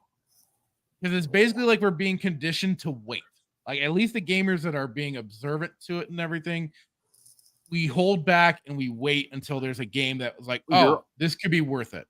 Your options are buy it at $79.99 when it comes out, or wait until it goes on sale for $59.99 or $69.99 and still have the same game with the same issues. or like myself, wait until it is $5.99, which is when I did actually buy the piece of shit Battlefront 2 2017 version. It was $5 for the whole pack. I like the hero dueling on Battlefront 2. You and I are gonna have words later. I like the hero dueling on that one. They were still pushing the sequel trilogy narrative. I didn't play those. And the Empire story that they were touting was bullshit. You are in the Empire role of 5 missions. If you want a real Squad? Yeah, whatever. If you want an actual Imperial story, play the 2005 Battlefront 2 where you get to play as the clones and they go into the 501st and fight and kill rebels. You want an Imperial story, there you go. Yeah. I didn't and then Rogue Squadron was absolute just trash. Absolute trash. Hey, Crimson Raptor. He says, or I'll wait until it's on Game Pass. Or wait for that. Yeah. See, that's what the shit does to me. Well, that's the thing, man. You've got more, there are more gems on freaking Game Pass than. Well, I'm waiting now. They're apparently going to be bringing back the old year pass thing, so I'm going to wait until that drops again and they have the year pass, and then I'll get it. Yeah. Otherwise, I don't bother with it. I'm like, fuck, that's 3 months. No. So let's go back to some of these comments. Wookie, there are 6 more of those nonprofits. She's just going for for profit. That's all she's been doing in my book. It's been nothing but profit. Like I said, the Patreon and shit like that. Nah, fuck. Before Skirmitar left, he said, "Well, I can't say on YouTube what I would say about this dumb bitch, but you already know." Exactly. I'll be more than happy to say it. Wookie, why so edgy? Because it's fun, Wookie. Damn, Wookie messed. Oh, I was just being a snide dickhead when I was like Wookie since he got Diablo 4. Static saying, "All right, who replaced Fracture with RGE?" Listen, that's why I liked Raging Golden Eagle when he was on Flashcast. I liked he was of the right mind, and so is Tugs, that Umbrella guy. He's like, "No, man, I'm not gonna participate in this bullshit." And that's what, like I said, him and Tuscan Bob have been all about too. They're like, "No, why give money to these people that hate you?" And I'm absolutely on. Let's see. Fracture just set the topic for Thursday show. Ooh, I'm intrigued. Me going on a Spurgy rant. Nice. I just want you to know I'm watching from my bathroom. Hi. Nice. He did that. Static did that earlier. Cool. Hey, that's why it's great being on YouTube. You can just keep it with you. if you read the Battlefront book, she would not have changed sides. Is that right? I honestly, I did. Like I said, if you want the more pro-imperial story, for a game, Battlefront 2 serves that purpose quite well. Because, like I said, you get it from. It's really good too, and it's dark because it's like even the clones expressing how they also had to go and take over Camino and fight them on the planet. They were basically fighting fellow clones, and it's just it's a good storyline. I'm gonna have to play through it again one day.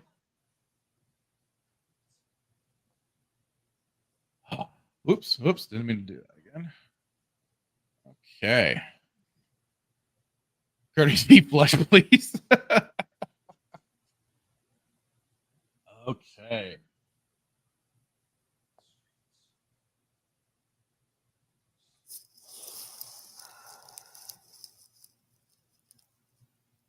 Now, do we go into the big thing of the night? Yes. Wookie, do you want in on this? Because now comes. This is where the fun begins.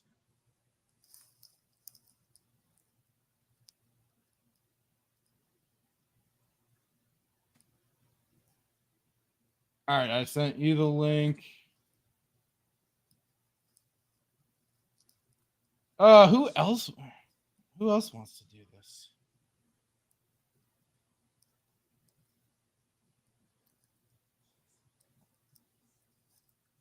I don't even know if Rhino would be awake right now, but I'm gonna DoorDash him McDonald's.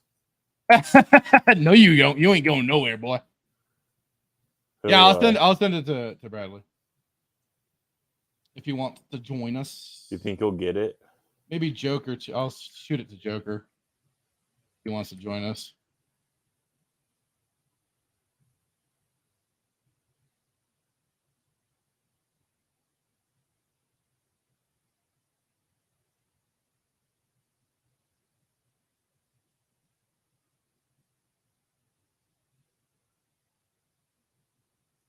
All right. Yeah, I got you too. Oh, okay. Well, I still sent it anyways.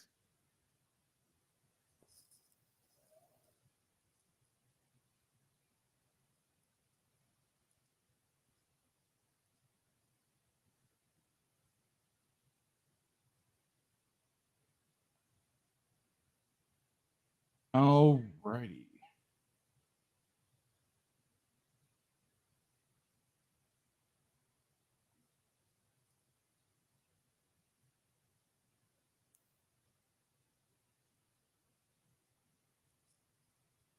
Shooting them all out. I think he's at.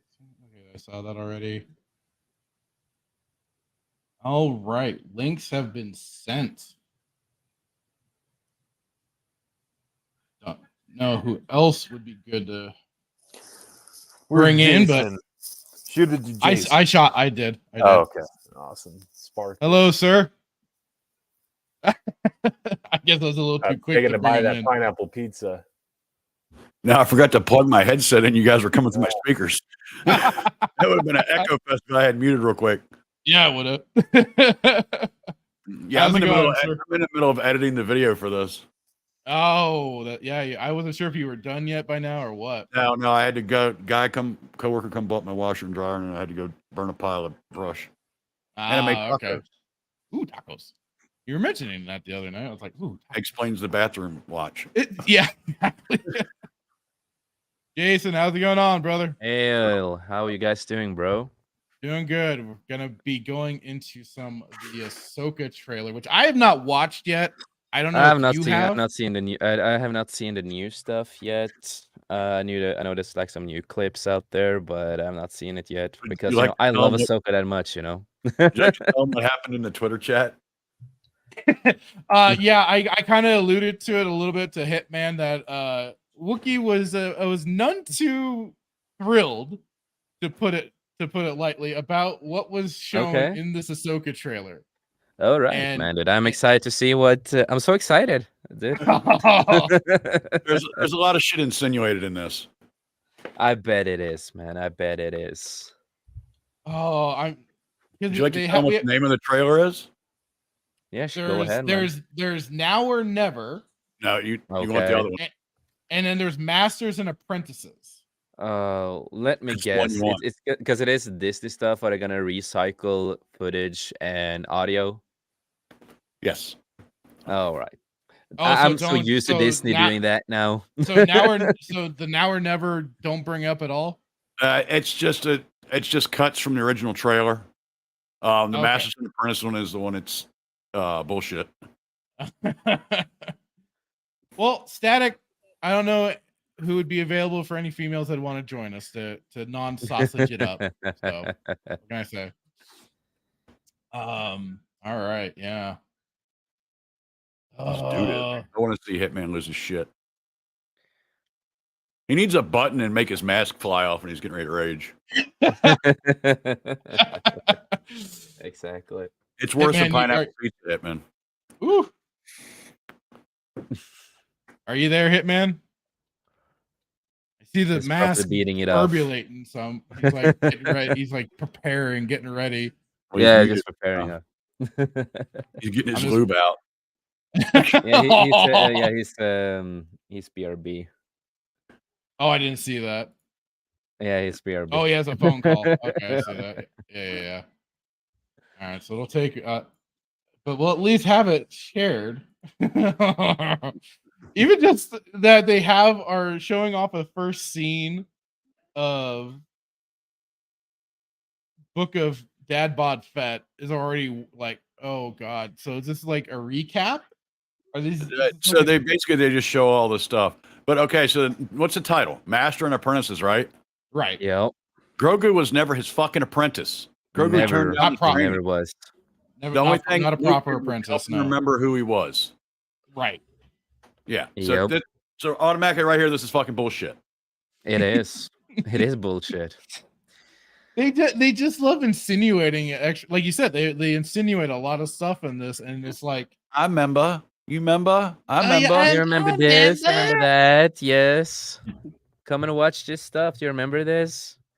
I need to get that as a clip. Member berries. The freaking member berries. That are key jangling. That's also what basically a lot of this sounds like it's gonna be. It's just a bunch of key jangling. Like, hey, we're showing you, old stuff. Get excited, right? Do they even show any original Star Wars in this Masters and Apprentices, or is it more? Yeah, it already played ahead for a moment, and it shows a scene with Obi-Wan and Qui-Gon. Oh, okay. It shows the prequels and it shows Return of the Jedi. So they're enforcing like what said, the member berries. And everything else, there's just shit. So when this starts, I want you to pay attention to the dialogue at the very beginning. Okay.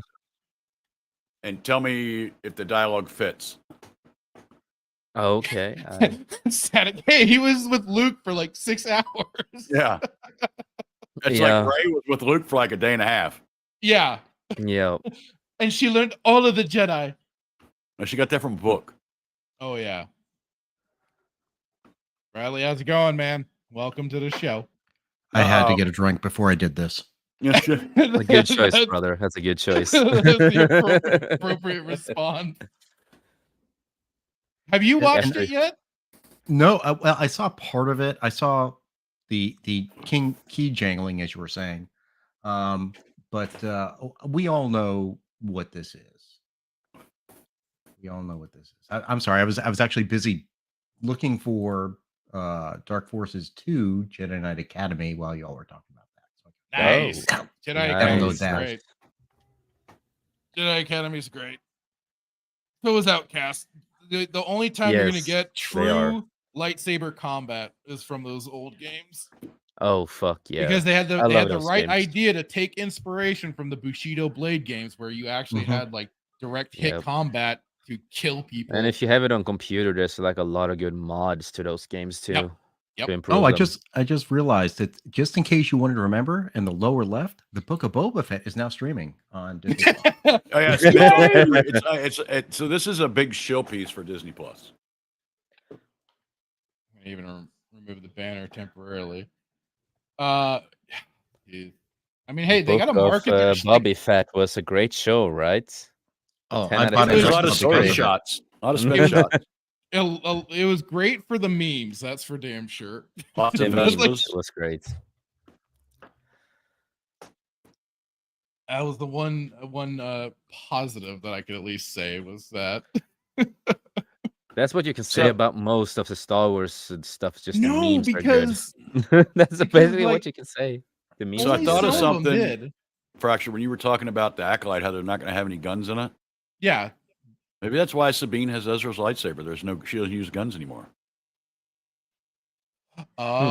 Oh. Might be. That's a fine point, sir. Yeah, that's they're. Yeah, I've not so thought they're- about that before. That's very Mandalorian. Very Mhm. Mandalorian. That is really Mandalorian, brother. It really is. Wrong button. Oh. I was reaching for my fiddle device and fucking hit my chin back. I mean, that's certainly gonna really. I mean, what would they do with then the Mandalorian show? I mean, I know it's the Bo-Katan show now, but I She's mean, just going to have to use the Darksaber to beat everybody's ass. they destroyed the dark saber. So Oh, what yeah. is she gonna use now? Yeah. She doesn't have the. They melted down the Beskar staff, if I remember right, didn't they? Because I know Mando doesn't have it anymore. Or did No, he? he doesn't. They would have contributed by the lore of the story. They would have melted it down to distribute armor. among the others, because apparently Mandalorian society is now socialist. Apparently. No. No, 90% of that And show they- was just about the Darksaber, and at the end, oh, we're just gonna destroy the Darksaber. You know, it doesn't matter. And it's kind of fitting considering there are also a bunch of retards that couldn't kill a giant bird that has been messing with them for however long. And then when they were at one point flying great distances, suddenly couldn't keep up with a giant bird that kidnapped one of their younglings. But they can go into space on one jump. Yes. Yep. All they had to do was pull the hold on maneuver on that bird. Easy. In atmosphere. Pull the hold on maneuver on the Easy, space croc. easy. Oh no. You're forgetting the space gator. Yeah, 'Cause they filmed it in yeah, space I Florida. meant to mention the giant space gator. Which is it's like, how do you manage to not? Oh yeah, wait. do I just realized. basic I just realized why we emasculated all the Mandalorians, because they're called Mandalorians. Oh, right. No, it's woman right. DeLoreans. If it was woman DeLorean, it'd be fine. That's too long. How about she DeLorean? DeLorean. What about Caesar? Caesar Zer- Lorian. They need to be Zerdalorian. We need to be All their we need to armor be- has to have the pronouns on it. Yes. Yeah. Jesus. Oh god. You know the worst part is I'm giving them ideas. Yeah, No, that's please, it, bro. please Like, do it. Do Somebody it. at I Lucasfilm's want to writing see all this that now. down. Like a couple years ago, I made a joke on FNT about like introducing a gay disabled Spider-Man, and what the hell happened? Jesus Christ. Oh, they did. They did it. They did it in the because- Spider-Verse. Well, and they did it in the comics too. It was like part of the Right, but they partly made that the- character for Spider-Verse. Oh, did they? There was a bunch of like crazy Spider-Man coming out like 6-7 months ago. Like there was a Yeah. new one every week, and they were all in Spider-Verse. Oh, it's for this. Okay. Yeah. Which is the official greatest comic book movie ever. Yeah. Yeah, 'cause it was in Morales. Because it was in It'll be all of ours tomorrow. 2019, they know it will be. introduced Charlotte Weber, the character they used in the animated series too. So that, I remember that character. Charlotte Weber. Static did confirm the staff was melted. Yeah. Oh, Hitman's back. Yeah, I'm back. Sorry. Hail, Yeah, Hitman. yeah. It's good to hear that Hey, your how's it mic is going? working, Hitman. Dude, it's that drive when I was driving, man. It was You my weren't driving, you were AirPods. riding. Wookie. It sounded Riding like that you were purple. wrestling somebody while you were doing the stream. Yeah. Okay. I mean, I know Fracture's hot, but you could slow down a little bit. Wrestling Purgle out Yeah. here. Oh God. All right. Are we ready for this now? Yeah. On a scale, All right. before we start, on a scale of 1 to 10, how bad is this gonna be? It destroys canon. Which are Love it. We so already they're know on- canon's destroyed. So they're on it brand. just destroys canon again, like normally. I was gonna say they're on brand then. Yes, they're on Yes. brand. Yeah, it's very on brand. Okay. All right. Let's start this. Always true. There are no more, no less. You're able to hear it just fine. Yeah. Yep. Yeah, I can hear. A master and an apprentice. So, did you get Be that? mindful of the What's that? Did you get that? Yeah, they're the master and apprentice. They're showing Anakin. He's giving him the Ahsoka. line about the Sith, Yes. not Jedi's. Mm-hmm. Yeah. Yes. Yeah. Oh. That's true. It's completely out of context. It really is. That But makes it's no sense at context. all. Because there's two of them. See, look on this. Look, there are two people. Look, Right, but one, two. That's the only reason why they're doing that. It's the rule of two. Doesn't this make sense? But You're crazy. okay. Why Read it on Wikipedia. why did Yoda's voice sound so AI-ish? It really did. It's I'm not gonna lie. probably because of them clipping out the dialogue and stuff like that. So they Yeah, because it was really bad. Really Background noise and choppy. everything. Because it was Yeah. that. Remember, it was that Qui-Gon's Phantom funeral. Menace. where Yeah. They had music Yeah. and everything in Right. sound. So Yeah. They probably had to like redo it and stuff. Yeah, be real sound like that it did. You will be tempted by the dark side of the Force. One must destroy in order. Okay, so it's just leading up for these two. That's kind of the build. They're building to the. Now, who is this person? he's probably a New Republic. Oh, gotta Okay, kill her. it She's was got a little weapon. grainy. I couldn't see it. Okay. New Republic. That's New Yeah. Republic. Yeah. Yeah, I guess I'm just kind of building for these. Two I don't. here. I This think is they're Jor- just trying this to is say Jorah's there's Cabot. all- Have we established is this orange or red or a combination? It's orange. between- They No. said it's It's orange. It's Yeah, they orange. said it's orange. Destroy in order to create. I think it's still funny that Remember? they basically rip. Yeah, I man. still think it's still funny that they basically used the same scene from Rogue One with this character in the trailer. Yeah. Wait. The hallway wait. scene. Oh, Yeah. basically like them. Yes. Going for the, Yeah. oh. They're like, we'll make him Reusing look like that Vader. He'll be scene. intimidating. So you think they're trying to? Yeah, they're trying to invoke. Remember, that, Barry? but- Remember Barry? You remember this in Rogue One? People And then like you, that. you right? remember the green lightsaber? You remember Grogu? Right. Master. It's been a while. Things have changed. Yeah, damn right. They've changed. She wasn't your master. She's Never. Yeah. so- In fact, Kanan was more her Makes no master than sense. anything. But- But I mean, but- but then we can't have a man mentoring a woman anymore, right? That's the No, rules, so right? this cements that she is a Padawan. Yeah, that's what it is. Thinks and that that's- it cements that, though. I mean, It's about masters and apprentices. How could she be an apprentice to a Jedi? Yep. Think about That's it. what they're implying. That she, after Ezra was gone, right? She took Ezra's lightsaber and Yep. started being trained as a Jedi, despite having no Force sensitivity whatsoever. Yeah, Yep. which And we apparently even the saw that in Force- the first trailer also, and all that. They kind of teased it there too. So the dialogue. you Force see- is a This is a participation dumb trophy. question because I've not watched Rebels, but did Ahsoka ever beat the trials? Like, is she a Jedi and can she have a No. Padawan? Because I didn't think Padawans could have. No, Well, so she I faced figure what they're Vader. going to do either one, she's going to read a book. Yep. Well, from Two, she's going to either have Ghost Yoda or Ghost fucking Anakin finish her training. right? Because they've already hinted that Hayden Clearly, Christensen in the was a pop- bylaws, it says that only It's a living confirmed. If I don't Jedi remember wrong, can he was complete the confirmed to training. be in the show so far. Well, I believe the Mustafar scene's supposed to still be happening. The what if for that? The rumored scene.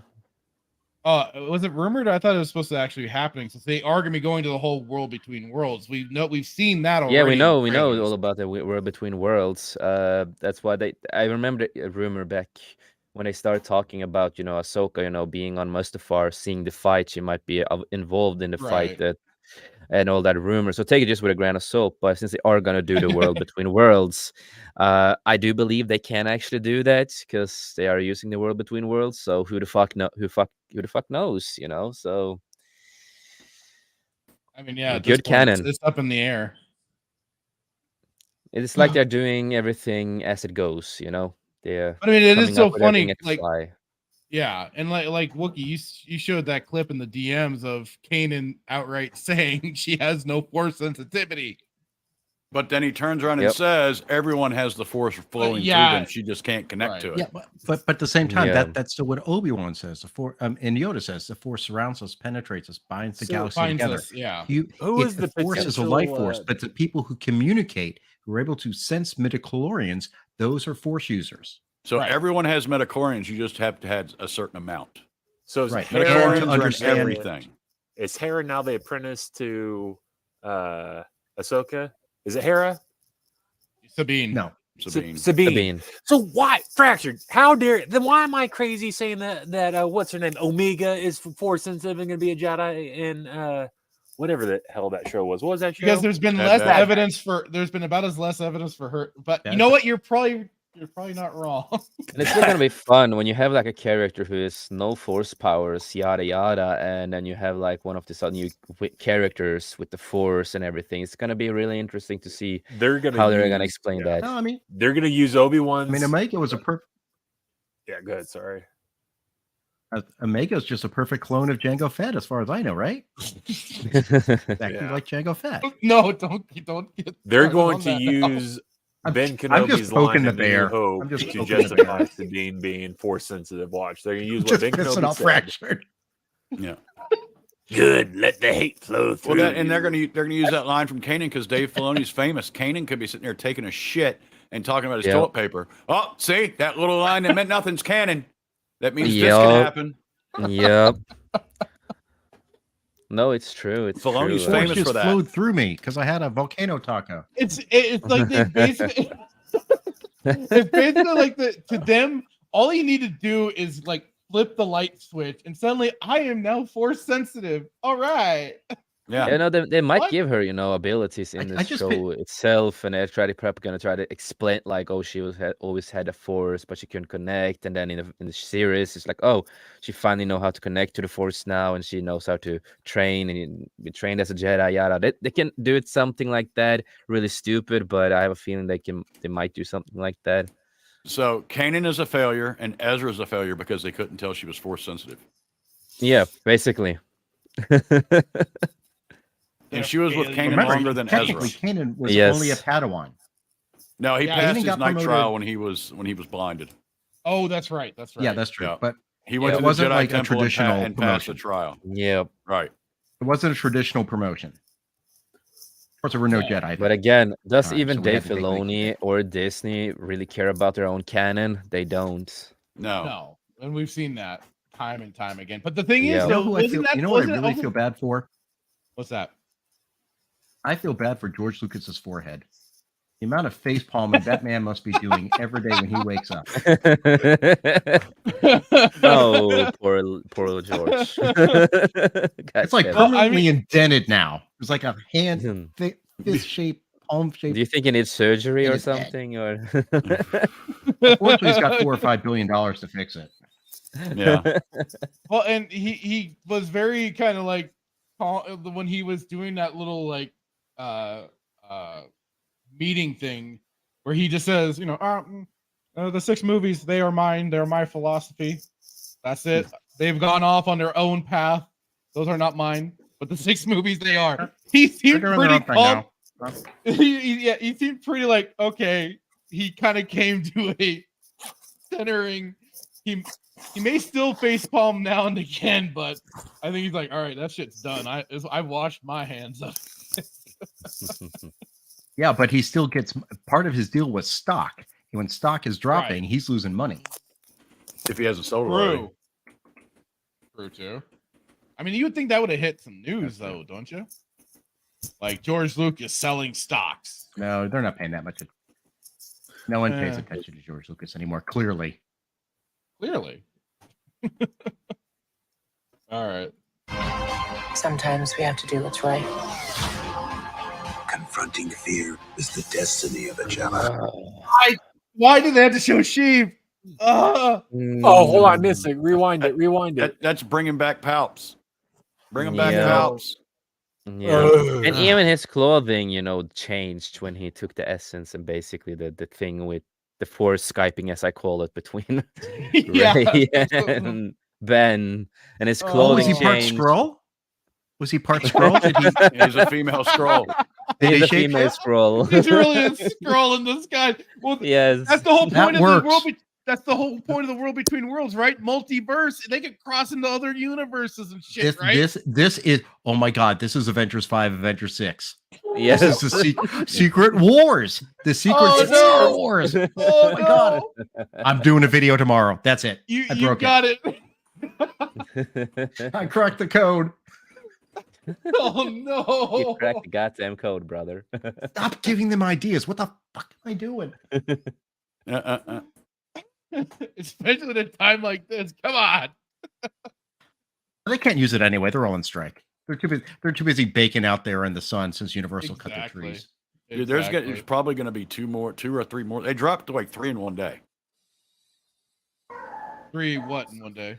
3 trailers. Teasers. Yeah. Oh yeah. Well, they got nobody to do promo Disney work. Star Wars is AKA MCU confirmed. Is that what we're trying to say here? I think we knew that after the Last Jedi. Yes. And I mean, it just even more cementing with the way other characters. Bo-Katan's taken over Mandalorian, and the oh my God! basically Rebels season 5 out of Ahsoka here. I just remembered we didn't even see the MCUing of Star Wars before we realized it. It was happening in Empire. Remember, Palpatine was played by a woman originally. Yes. It really was she. It was a woman with a bag on her face. Yeah. With monkey eyes and everything. Oh my God! It is all connected. It's all connected. You're peering through the every Matrix, way. Bradley. Better stop. The helicopters will come. I just wonder what's happening here. What is that? Why do I see Keanu? Why do I see Keanu?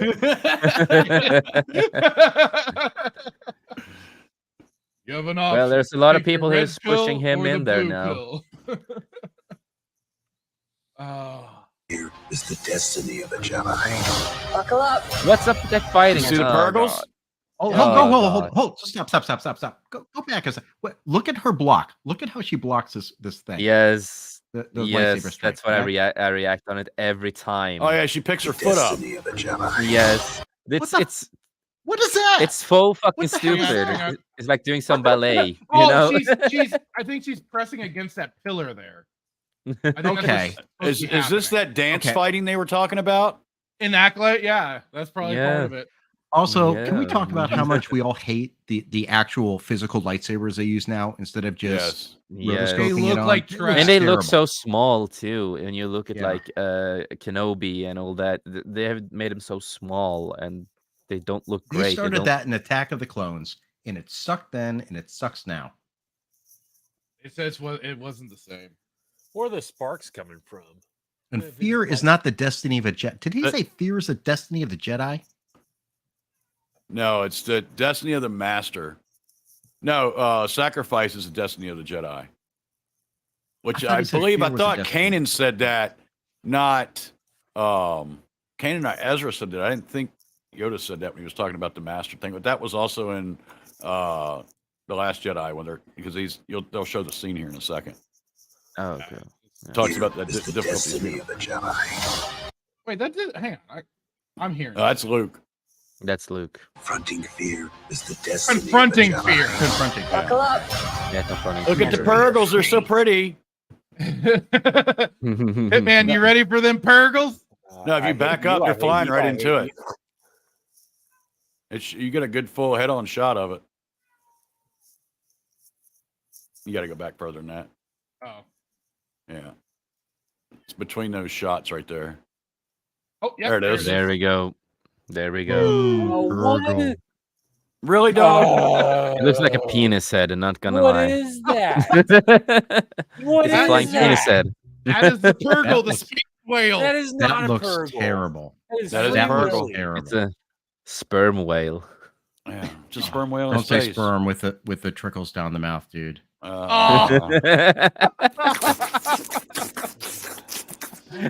Oh no! Oh no! That Purgle's going, ooh, ice cream, ice cream. Oh God. Oh man, the Purgle TikTok is going to be out of control. Oh God. Wookie, do you want to do some AI? No, I'm good. I'm good. It's good. E thoughts are replaced by E Purgles. Stop licking my feet, dog. I didn't mean to do that. I meant to do that. Named your dog Purgle. Never be afraid of who you are. Oh God. Yeah, let's invoke the memory of a dead person. What are these? All right, you know what? Honestly, I'm okay with the ships the way they look. That's fine. And there we I- Fine. There's David Tennant. that like his face. heart. God damn There's it. David Tennant back there. There's David Tennant. Yeah. Look how Uh, sad he looks. Is it now? so Is sad. Ahsoka pansexual for the droid too? oh, Is he's vibration gonna mode? maybe. he's gonna turn into the droid from Kodor, and he's gonna be like, "Please kill me." Yes. And her face. I think that's the man, droid She from has- Rebels. Yeah. She has formed an unhealthy relationship. Please, Yeah, it is a droid from please Rebels. destroy me. Yeah, it is. Please destroy me. Now. It is. Yeah, it Tennant, is. The Tennant one in the voiced him. temple that was what helping them create their lightsabers for the younglings or whatever. Yeah, but they also Yeah. they captured one of those in Rebels and reprogrammed it. Ah. Yeah. Yeah. What you have learned. Yeah, of course, Oh. that scene. Can Mhm. you see that? Oh my God. Okay, so Sabine? That's Sabine, yeah. And this is before she cuts her hair off. Yep. Yeah, Before God, that she cuts her hair lightsaber looks off. terrible too. No armor. Nope. nothing, A terrible Nothing at all. lightsaber. Yep. and she's facing off with. He's a trans DeLorean. She's fighting a girl. Yeah, she's fighting that other girl from the show. So they're gonna have multiple Yeah. fights thought now. it was- So they're Which she's not going to survive the first one if she doesn't have force capabilities. I think the character is Shin, if I don't remember Oh, hold on, wrong. Wookie. character. Kathleen already said the Force is female, so she has one up on him. Yeah, but she's fighting another female. yeah, it Yeah. cancels each Oh, other that's out. Yeah, it That's a cancels draw. out. So Well, if I don't Kathleen remember didn't wrong. say that. Oh wait, no. So Sabine is a female of color. She's up against a white woman. She is at a advantage. Yeah, she's at It an is advantage. advantage. She gets 5 points for diversity. Yep, exactly. Yeah. That's But she's hilarious. Asian, so that's subtract 25. Shit. Yep. That's like being added- super white. No, So but at they a just won. so No, they at a just, they disadvantage. just won the. They just won the lawsuit. They won the lawsuit. They're okay. Oh, okay. They're allowed to be minorities again. They win the lawsuit. This is the worst game of. God, could you imagine playing this in Vegas with these cards? These are nuts. Jesus. Learned. Repair. Yeah, the best What- fighting scene in the whole franchise with Kylo versus Luke. So great. Yeah, look, Such a great scene. that Matrix move. Wait. Oh yeah, there we go. Yeah, the Matrix move. And again, I remember when I was at the cinema when I saw this. Don't Kylo Ren like recognize that he is using the lightsaber they just think he destroyed was- earlier in Yeah. the movie? Yeah, and he would have sensed. Like, you know, yeah, they Also, couldn't that even Luke looks give you- younger than he last saw him. Yes.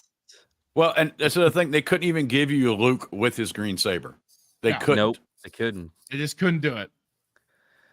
That's one We had to thing a lot of subvert us our fans No, no, wait. don't see I have Luke with the to, green I can explain it. lightsaber. I can explain it. I can explain it. Kylo Ren is so blinded by the rage for his master who tried to kill him that he does not care Oh. what he solved it. And you should have sensed him because apparently Ben was strong in the Force at the same time, so he should have sensed if he was there or not. So yeah, but his Well, and here anger is so Caesar overwhelming. Caesar points out 5 points to her Force combat rolls. So there we go. Repair what they grow beyond. Okay, so they get to face off again when she's cut her hair off. So that first fight, does Ahsoka come in and save her ass, or does she keep winning and not killing her? Or I don't know. Is it called she kicks her the Shin girl, whatever, beats her so bad. She's like, join her for mimosas you aren't even at Force brunch, sensitive. I'm leaving and- you.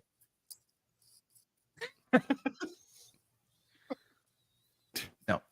Sabine asked her to go for brunch to get mimosas, and she's like, "No, F you, I'm out of here." And they're like, "But we can pretend to be Jedi." And then they meet up again. And now Sabine's upset because Jedi. Sabine drank alone. But it still makes She's no fucking Asian. She didn't sense. drink alone. She found somebody. They're at the top of the food chain. Star Wars sake. Listening to Jizz. Honestly, I have no problem with her casting. No, I think it's perfect. That is the true burden of all masters. Ahsoka 2-episode premiere streaming August 23rd on Disney Plus. Do they end it with the word master and showing us Problematic to use word master. That is Yep.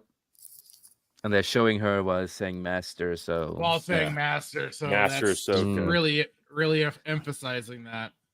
She's master of what? She's not a master Jedi. She's not a Jedi. It's Well, never been unless established she's a because Jedi. so I'm gonna guess part of this is gonna be her rediscovering her Jedi-ness? Jedihood. Yeah. And then kind of like Kanan and Ezra kind of got inducted by Yoda via Force Skype. I'll be back. I Yeah, gotta but go turn on the grill. Ezra was going through all the trials too. They were going to the Jedi. Yeah, at the temple to same do all the time. trials. Yeah. They were doing it at the same time while also, Ezra was getting to communicate with Yoda and have a conversation with him. And that was the same thing, right? Or am I thinking of an earlier episode? They did that several times. Okay. Each stage of the progression. Right. And they that's how they find that massive temple in Lothal, which contains the world within worlds, is because they were continuing their training. Right. So this has to be years after, because she wasn't trained to be a Jedi during the rebellion. No. Nope. She fucked off during the rebellion. Apparently. No, she was their lead spy. No, I know. Yeah, she was focal. far more. She was the far more important individual to the whole rebellion than even Luke became. Yes. Which it just goes into what Open Airlock and OG Star Wars have been talking about, is that they are just going to rewrite the original trilogy via all these shows. They don't have to actually remake. So I legitimately thought they would go back and remake the original trilogy. Give them another 5 to 7 years. Right. But like, contracts be damned. Even then, it's like, what would Disney care? The freaking mouse doesn't care. But then probably Lucas could have taken them to the cleaners. But I was convinced, if anything, that's what they would do. But as time has gone by, all right, I'm wrong on that one. They are trying to rewrite the whole OT via these stupid fucking shows. Filoni has to insert his body pillows wherever he freaking can. Completely. Well, and so I it's in my video. They completely destroy Ahsoka and Sabine by doing this. They've already had their hero's journey. Right. Both had good stories. Sabine was a misfit mercenary that didn't trust anybody, who overcame her fears, went back to Mandalore, stopped the Empire, freed her people, faced her family, and started her love interest with Ezra finally. Right. Ahsoka went from being a Padawan to a self-imposed Jedi outcast, to being Fulcrum, the head spy for the rebellion, to actually facing her fate at the hands of her former master. which was almost it was poetic the way she died. And it was almost Filoni finally doing what George wanted, which was killing Ahsoka much early on. But he wanted it much early on. He pre-Revenge of the Sith territory. She was supposed to die. Yeah, so they just had her leave the Jedi Order. But of course, but buyout happened, and Filoni's like, "Yes, I get to keep her." Because they, I don't know. She shouldn't be alive. She should have died at the hands of Anakin Skywalker. That would have made Vader even more complete. Mm-hmm. Would have added to the evil. The last thing he cared about. Yes. Would have been killing his surrogate daughter. Yes.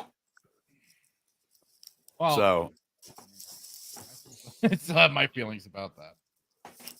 No, I think she should never have been created in the first place, but that's my view on it. I liked her in the Clone Wars because you get a look at how he would have treated Luke or Leia in a way, because he treated her almost like his in kid. a way. Yes, I suppose like that could have that. It's like I understand the point, but I'm like, no. The Clone Wars were successful in broadening Obi-Wan and Luke's and Anakin's relationship, which we never got. I think they destroyed Anakin in that show. It's fucking terrible. I hate Clone Wars. The Clone Wars, man. Yeah, it unfortunately added problems here and there, and like it was even in Didn't feel like Anakin. The Revenge of the Sith book has the line that I've pointed out is that Anakin, after they do the whole mission getting Palpatine back from Grievous and Dooku and all that, and they're meeting with the senators, and he kind of gets a private book with Palpatine, and Anakin kind of laments, it's the only person that I get to hear call me master is C-3PO, because this is also way before we forgot Ahsoka's creation. Yep.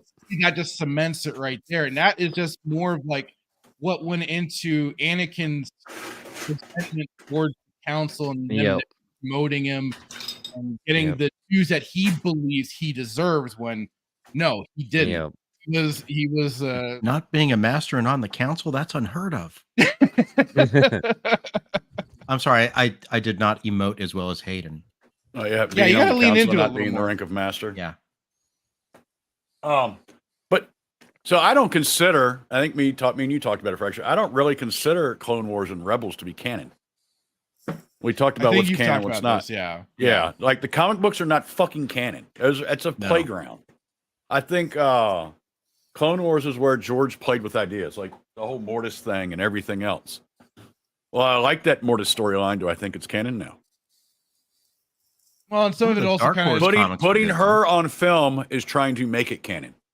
Well, the problem was that they had a lot of the story group pre the Clone Wars TV show that came along with Filoni. They had the whole story group and stuff that was establishing a lot of the lore and a lot of what was going on for that era. And that's when Filoni came along, he basically kind of threw them out the window, because that's where we also got a lot of the establishment for the Mandalorian culture.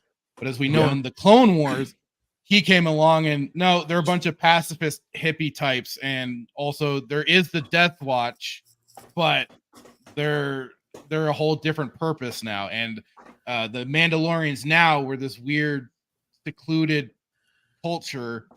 I mean, they already were kind of secluded themselves, but they were very now all human instead of the much more like they adopted diverse. Many groups. Yeah, very diverse. I hate using the word now. I know such a connotation to it, but it's like, yeah, it was a very diverse collective of people that adopted and brought into their different clans and stuff like that. And they had a language. They had, they had a whole language to themselves that was, and they still use it in the Star Wars: The Old Republic game for the time being. But here's the good thing, at least. In the sense of the same way that I can do with Star Trek, we can actually put a stop as to where we accept canon. Absolutely. No, yeah. The canon I know Fracture's not an EU guy, but if Fracture was well, in the EU... You already exposed me as a phony, Brad. You have to continue it further. Why, man? Listen, what did I do to you? The truth must win out, sir. What have I done to you?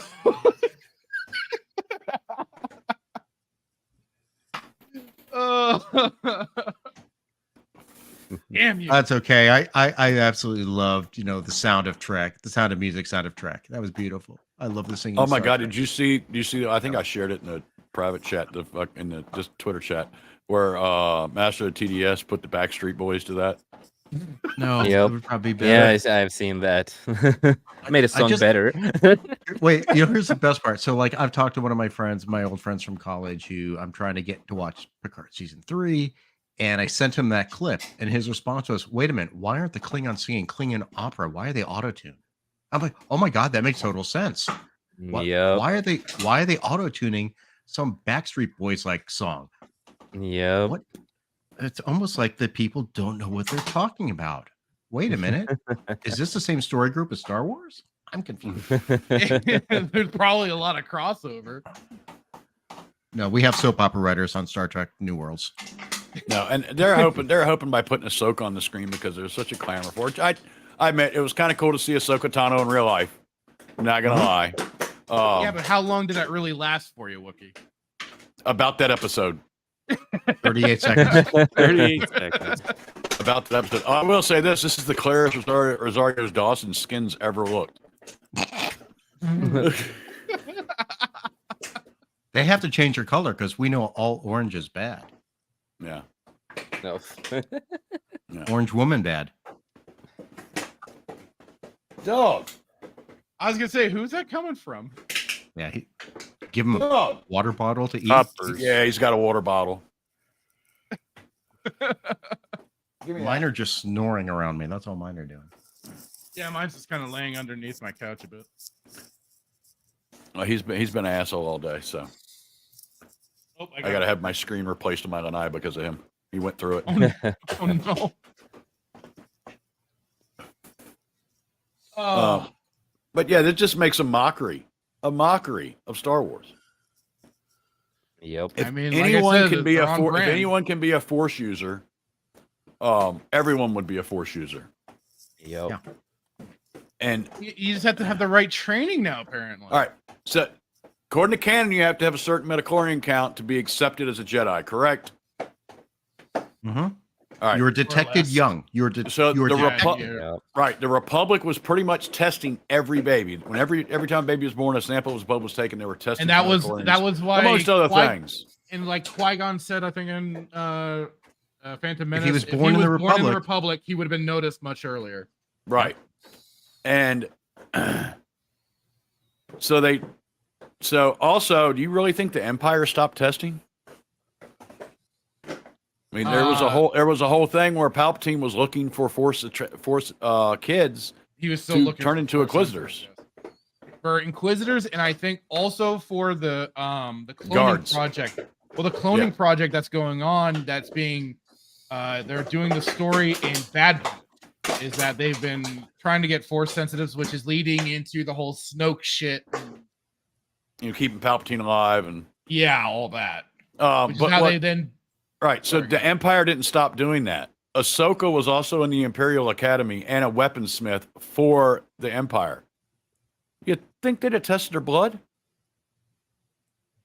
one would think I mean, it's going through the regiment and stuff. Yeah. yeah. I mean, isn't there an EU thing where they're like, during the Empire, they're like they're scanning people for midichlorians or scanning people to see if they're Force sensitive? I If can't they are, they're confirm put to that death? at the moment. I can't. It sounds confirm really that. familiar. I It was like, like right after 66 or something. I'll look into that. But yeah, it was like reading all about midichlorians, how it was tested, all this stuff. I was on Wikipedia half the night last night, just making sure that I was correct about this shit that I knew in my head, so I don't sound like a fucking idiot on my video. But yeah, so she would have been caught. Yeah, Sabine would have been found out at some point. Yep. Well, and I mean Ezra too. He was still born within the Empire, Republic, whatever. Yeah, I think he was born right around 66, though.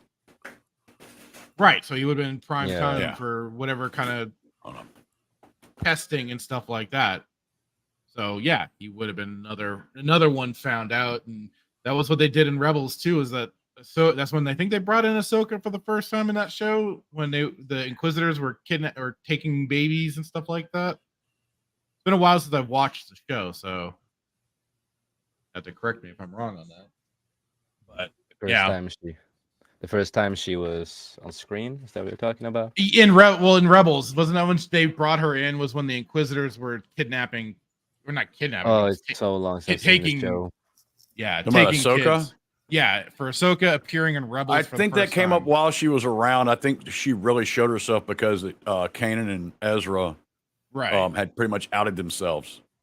Yeah. They had some mission to run, and she ran one mission with them. The first time she showed up, she sent them to go get Rex. Oh, okay. Yeah, the first time you ever see her in Rebels, she sends them to go get Rex. Okay, and Wasn't that must in have been later episode on. 15 or something in Rebels? I'd have to go back and look. I have all 4 seasons on Prime. Yeah, I think it was something like that. It's so long since I've seen it, but yeah, I want to say it was season 2. But yeah, I mean, even Ahsoka is not Luke Skywalker. She's not Anakin Skywalker. No, but they're basically trying to give her. They're trying to give her that level of importance, though. She doesn't have that level of skill. No, she may not, but not to the general observer. No, them they think she's just as badass.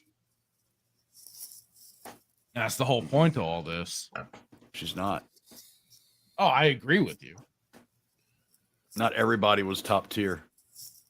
No, that Rey was. was. The whole, that was the That was the books. She's That was all, the books. She was all the Jedi. Yeah, she was all of them. Don't you also hear Ahsoka in that? In the Rise of Soy supposedly- Milker, when you hear the voices at the end, Ahsoka is one of them, and believe people Yeah, it's thought she actually was Eckstein dead. doing the voice, right? Yeah, it's her doing the voice. Yeah, and people So thought Ahsoka she was dies. dead. Why are we No, even no. Dave Filoni came out and said that she didn't die. And what Dave He knew he wouldn't kill his body pillow like that. Well, she has to be dead, or else she'd have been there fighting Palpatine. Where Well, was she she's not during the dead. rebellion? Yeah. She He's was off piloting the being ghost. dumped That's what it Ezra. was. Ah. Because by that time, Dave- Hera would have been like 75. And by the way, Twi'leks only live to be about 75 standard years. Force-sensitive ones can live up to 200. What? Well, What? Ahsoka That's can a live up hack. to 4. I told you I was looking shit up last night. I know, I believe you. That's why I'm still calling hack. Oh God, this is gonna be something. This is why I'm also, even though we got it to the point of not having to watch Rebels, I am almost considering the idea of doing it because Nope.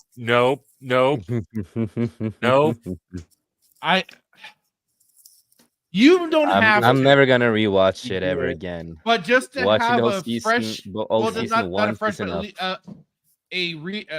Don't you? my do memory it. up to date on the stupid series, so I can compare it all together. I can understand that, though. I do understand that. I mean, I'm going through Heir to the Empire already, so I feel like I don't need to. At the same time, I feel like it would bring a degree of extra. I'm too old for this shit. I understand you filter. Watch the episodes with Ahsoka in it. Yeah. That's why I have. She's only in like season 2, and then she's gone at Twilight of the Apprentice, and she comes back at like the second to No, last so, episode. Joking That's aside, why I have the do- watch list. Joking aside, I brought this up last week. Like, I do think there is. I can see why. Because, like I said, Call like me we get right, these shows- Static. Huh? Sorry. Oh, Static, I just straight no, up. I can see why you would say that, because, like I said, the only knowledge I have of Thrawn, which is the only knowledge that's worth anything, is obviously EU and the books. But if this is going to be based softly, or however it's going to be based, Loosely.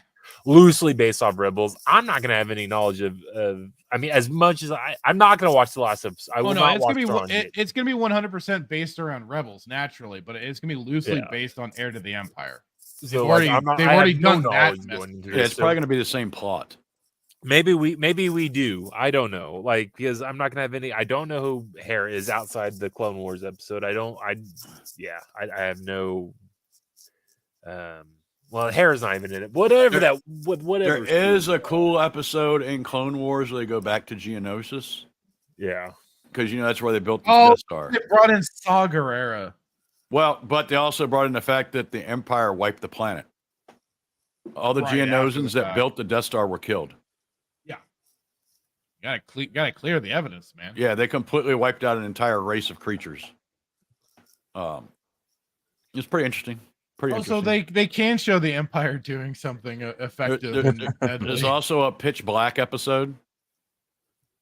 The Vin Diesel movie. Oh, there is an episode like that where these creatures can only exist in the dark. They kind of look like them too, in a way. Yeah, and Hera and Sabine are trapped on the planet. Filoni doing some more borrowing from other things. Yes. Nothing new. It's kind of funny because they trapped one of the Inquisitors there. I think I'm trying to remember that one. Like I said, it's been like I watched it, and I watched it while it was still. I think they were freshly dropping the final season, and that was the last time I ever watched it. To see the Thrawn stuff, I think it starts at the end of season 3, maybe, and it's season 4. 4 is like full on Thrawn. Yeah. And Ahsoka's not in that until the very last episode, and she doesn't do anything to help. No, well, of course, why would she? No, because she goes through one portal and Ezra goes to the other, which Palpatine's trying to come through the other portal and get him, using Ezra as the key. There's like a whole thing where Ezra goes face to face with Palps. Was it an actual like? Yep.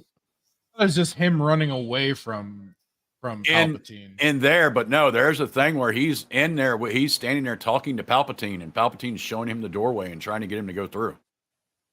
Yep. See, this is how this is really has been just so long since I've watched. Which I'm like, how did he get it? Palpatine just would have cooked his fucking ass till he did it. Like that kid's not good enough to stand up against fucking Palpatine. No, Lord, no. I don't even think Luke could defeat Palpatine. No, I don't believe so either. Yeah. I mean, the only reason why he got the one up on Vader was he started to slightly tap into the dark side. Yeah. And Vader was backing off at the same time. Yep. Yep. So Vader was feeling compassion. Anakin was coming back. Yeah. Oh, Jesus Christ. Trending on sports. George Floyd. Trending with NASCAR. What the fuck? Someone got canceled? I have no idea. Why would George Floyd be in NASCAR and sports trending in general? What the hell? So he signed a con. No, I'm just kidding. I was just outside because apparently my dog hates me and will not go to the bathroom without me. But I was listening to you guys talk about like rewatching Rebels and everything. Yeah, and I'm actually thinking about doing a show or some sort of thing where we rewatch episodes from 3-star shows: Star Trek, Star Wars, and Stargate. And it would just be like analysis and review of one episode a week, just a random episode. So when you guys have to. When you guys were talking about Stargate, I got all excited. I was like, "Oh my god! Oh my god!" There's a lot there to really mine and really like get into, and it would just be like just literally homework. Watch one episode, just randomly pick an episode, watch it, and then talk about it for 30 minutes or something. Yeah, no, I get you, man. I get you. I'm thinking about doing that, and you could do some Star Wars stuff, and then go back and feel some of the pain. And look, I enjoyed Rebels for what it was. There was some good stuff in Rebels now and then. There's some fun stuff. but and just take Like it it as is. like I have it's to. still I'm not gonna have to. completely canon, but not as Yeah, I'm gonna have to. not I'm as gonna have to. Like I said, world-breaking. I will have to rewatch some of it just because it was the last I watched. It was when they were putting out season 4, and then I hadn't watched it since. So it's really out of my memory. That's the only reason why I'm like, okay, maybe for Ahsoka, I might just have to brush up. That's why I'm rereading Heir to the Empire. I want to Yeah, remember this again. I'm doing the same thing. We've been going through. We've been listening to audiobooks for our commute, and on book 2 now. So it's been fun going through that. Then I have a new get you, man. I do. It's like what I was gonna say. This like that's what I do. You know, I do watch a lot of shit, and I force myself through it to like talk about it and go through it on streams and all that, and actually prepare for certain stuff. Like I do that a lot, and I do understand it. It's not fun, but it's sometimes you have to do that to a show or something else. You watch it so other people don't when have the to. stuff was good. Yeah, stuff was good at one point. I mean, that's why I want to go back and watch old Star Trek with people that who don't appreciate Star Trek the way I do, and say, "Look, this is what was good," and you can see the difference. You know, it's like absolutely. We didn't really sing. You know, it wasn't about relationships. It wasn't CW Star Trek. It was just Kirk really kissed Uhura, whatever her name first interracial kiss on television. Yep. It was so progressive, so progressive. Well, and they had the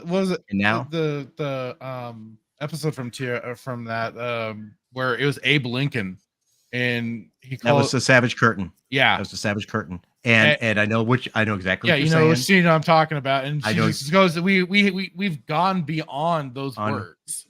The best part is I showed that to an attorney I worked with who was a younger guy. He was a black guy, and he'd never watched Star Trek. And I'm showing him that scene, and his like jaw is dropping, just like, oh my god! And I said, "This is 1968, man. This is 1968." Well, it's like, look how far we've. I gotta go, guys. Okay, I gotta go get dinner. All Thanks right, for jumping in. see you guys later. See ya. Yeah. See ya. Okay, so we're gonna like this is the show is gonna be a shit show. We all know that the show is gonna be a shit show. Final thoughts for Ahsoka. This trailer. It's gonna be shit. It's gonna be shit. It's again Dave Filoni who likes to steal from everything else, and you know, dumpster diving panda. Yep. No, he just wants to see his lovely character on screen so he can sit down and jerk off and have a great fucking happy ending. He probably doesn't get a happy ending at home, so you know he has this character to look at and jerk off after. Probably have some pillows and some sex dolls and all the other stuff, probably. But I wish somebody would do an AI voicemail of George Lucas calling Dave Filoni. Hiring you was my biggest mistake. I wish I had never done it. You are a traitor to Star Wars. Wookie, you got any? Or I guess you're putting together a video, so we'll get to see your final thoughts on all this through that, right? Yeah, hope I don't get there's some cuss words in it. Some colorful language, as it were. Yes. I think I say bullshit like 6 times. I'm looking forward to it. I'm looking forward to it, man. Hitman, what do you got? Any final words on this?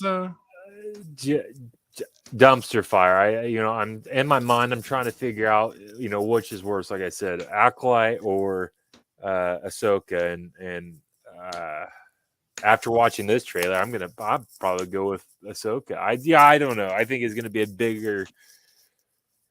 I can't. I have to like literally. I sit down. I need to drink a bubbly and just figure out like what exactly did I just watch? Because a drink of bubbly.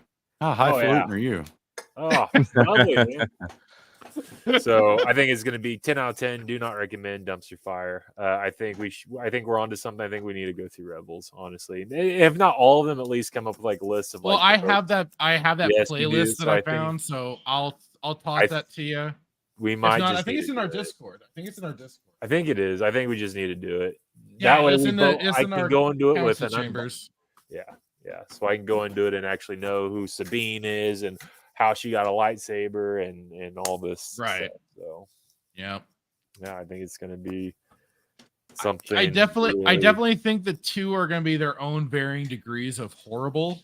Like I said earlier, I think we're going to be able to rip a little more into Ahsoka just because of everything that we do know, thanks to Heir to the Empire and stuff like that. Acolyte is going to be a more even if you don't like perspective. Ahsoka, she used to be more of an established character and a character that a lot of us people know about and have seen through the years.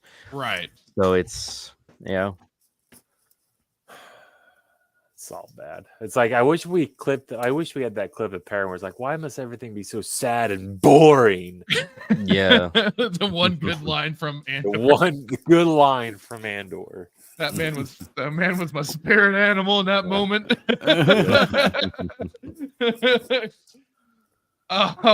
Yeah. So I'm with you 100%. It's gonna be I hate to say an experience because experience generally tends to be about a good thing. Oh, it's gonna be something. It's gonna be something, all right. So there's a part of me that's kind of like, all right, looking forward to this. Let's get this over with. Let's get it done with, so we don't have to worry about it anymore. On the other hand, I'm like, oh, this is gonna be, especially because they're dropping an hour-and-a-half special or whatever. Yeah, two 45-minute episodes, which is double what most of them are. Yeah, more or less. Like Andor kept flipping times. Like they went from 50 minutes to 45 to, and they just kept like bouncing around because it was a chopped up movie for TV. Well, I remember even Mando season one, there was an episode that was like 26 minutes, and one was 32, and one was 40, and one was 27. Right. So, okay. Well, with that, since I know man's got to bounce, we'll go around the horn. Jace, you first, sir. What can they find you? All that jazz. Well, you can find me at 540 Studio. I'm the founder and creator of 540 Studio. We are going to do some streams this week and also working on some videos because one of the streams we did got pulled down because we showed that one clip of about that whole Star Trek singing thing. We showed that little clip and that happened. Yep. So that happened. Don't show that yet because they will strike you and your stream will turn off. But other than that, some videos will come out. We just released a new video some days ago, almost 1,000 viewings. So thank you for everybody who's been. So thank you to everybody who's been watching that. We're just going through some Star Wars stuff. But other than that, you can find me there. Me and another YouTuber. I'm not gonna name names any yet because we're planning a new show that is gonna pop up on both channels. We are gonna bring back we're gonna try to bring back some fun times being geeks, and we are gonna read some comics, go through them, debate the story, what we like and don't like. So we have a lot of plans that we're actually working on right now. So when we have planned out more, I'm excited to share that with everybody. But other than that, thank you for having me on. And as I always say, thanks for joining us. Of course, man. And like I always say, life's too short, make the most of it. And thank you to everybody out there. None of us here on the panel would be here today if it wasn't for all of you guys out there. So thank you for support and love. 100%. Wookie, sir, even though we talked about your video, what else do you got going, good sir? Yeah, I'm hoping to drop that video tonight. If not, it'll be up in the morning. I'll be on my show Sunday at 3 p.m. Eastern tomorrow. I'm sure we're going to go over the Ahsoka trailer. Joker's going to be on there. Bradley, Static. I'll be looking forward to that. We're also going to go over the top 50 superhero movies from Rolling Stone magazine. No.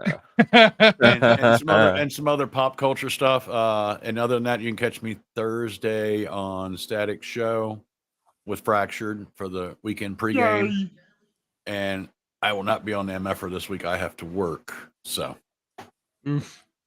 Okay, cool beans, sir. Cool beans. Hitman, is there anything you got going? Or are you still kind of building things, building your computer? and stuff like Building, yeah, no, building, finishing, trying to work my way through Thrawn. Well, I say Heir to the Empire, prepare for this dumpster fire. And you've inspired me. I got to get back to some gaming. I missed gaming, so I might try to. We got to bring back our Sunday night shenanigans, man. No, we need to figure out what game to play. We might just have to switch off. Yep. Fortnite. Absolutely not. Absolutely not. Cannot be. Brad, do you play Fortnite? I did join Wookiee and Static and Acid for some Fortnite on Mondays. Yes, I have played. All right. I won't. Okay. Well, I might have to look into it. Maybe. Brandon, you're a little late, man. We're kind of signing off, but thanks for coming in. He says, plot-wise, the Ahsoka looks like Sabine will be training under Ahsoka as her apprentice, which comes out of nowhere because she wasn't force sensitive in Rebels. They are retconning that. They are making her force sensitive because anybody can be force sensitive with just the flick of a light switch. And if she's not sensitive, she's going to get slaughtered. So, yeah. And have you guys seen the new rumor Keanu Reeves might have Darth Revan cameo in the Acolyte?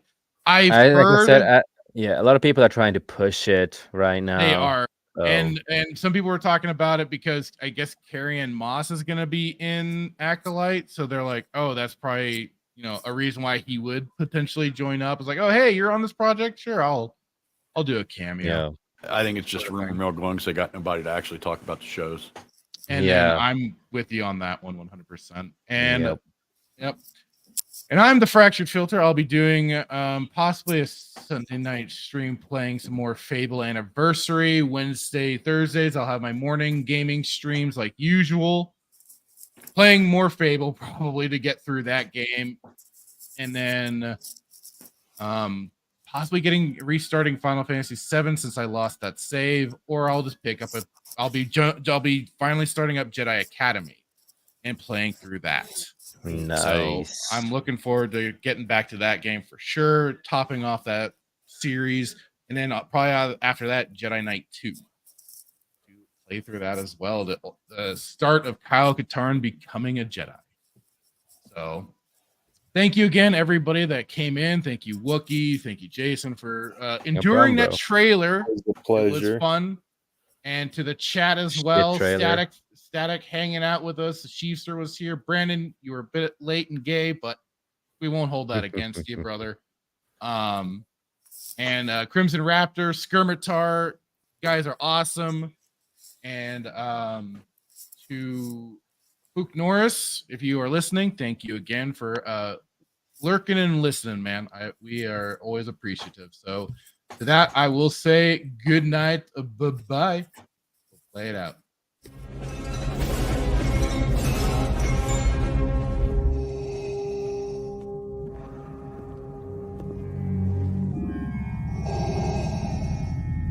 What is thy bidding, my master? Yeah, I should have known from the very beginning. From what you said. Yeah, when the mega powers were formed. Yeah, what you were out for from the very beginning. Yeah, you were after what was mine. I remember what you said. You can destroy the Emperor. Join me. Together, we can rule the galaxy as father and son. Yeah, that one was rough. Those words right there. Yeah, I got stuck, yeah, but I swallowed it anyway. Didn't like the taste, but I swallowed it anyway, yeah. But I remember the time when there was a conquistador out of the ring. The one that's so jealous that he can't stand it, yeah. Yeah, you came in there with your poses, yeah, but you made a big idiot out of yourself, yeah. And speaking of idiot things, what about that stupid idea? Did you forget that one? Think back. That right there sealed your fate. Yeah, it put the madness over the edge. But I'll tell you what felt even better, yeah, was in the dressing room, in the first aid room. Me being unselfish, yeah, said go ahead, do the thing, yeah. You won't steal my thunder, no. When you take a look at the madness's eyes, all you're gonna see is complete in utter rage!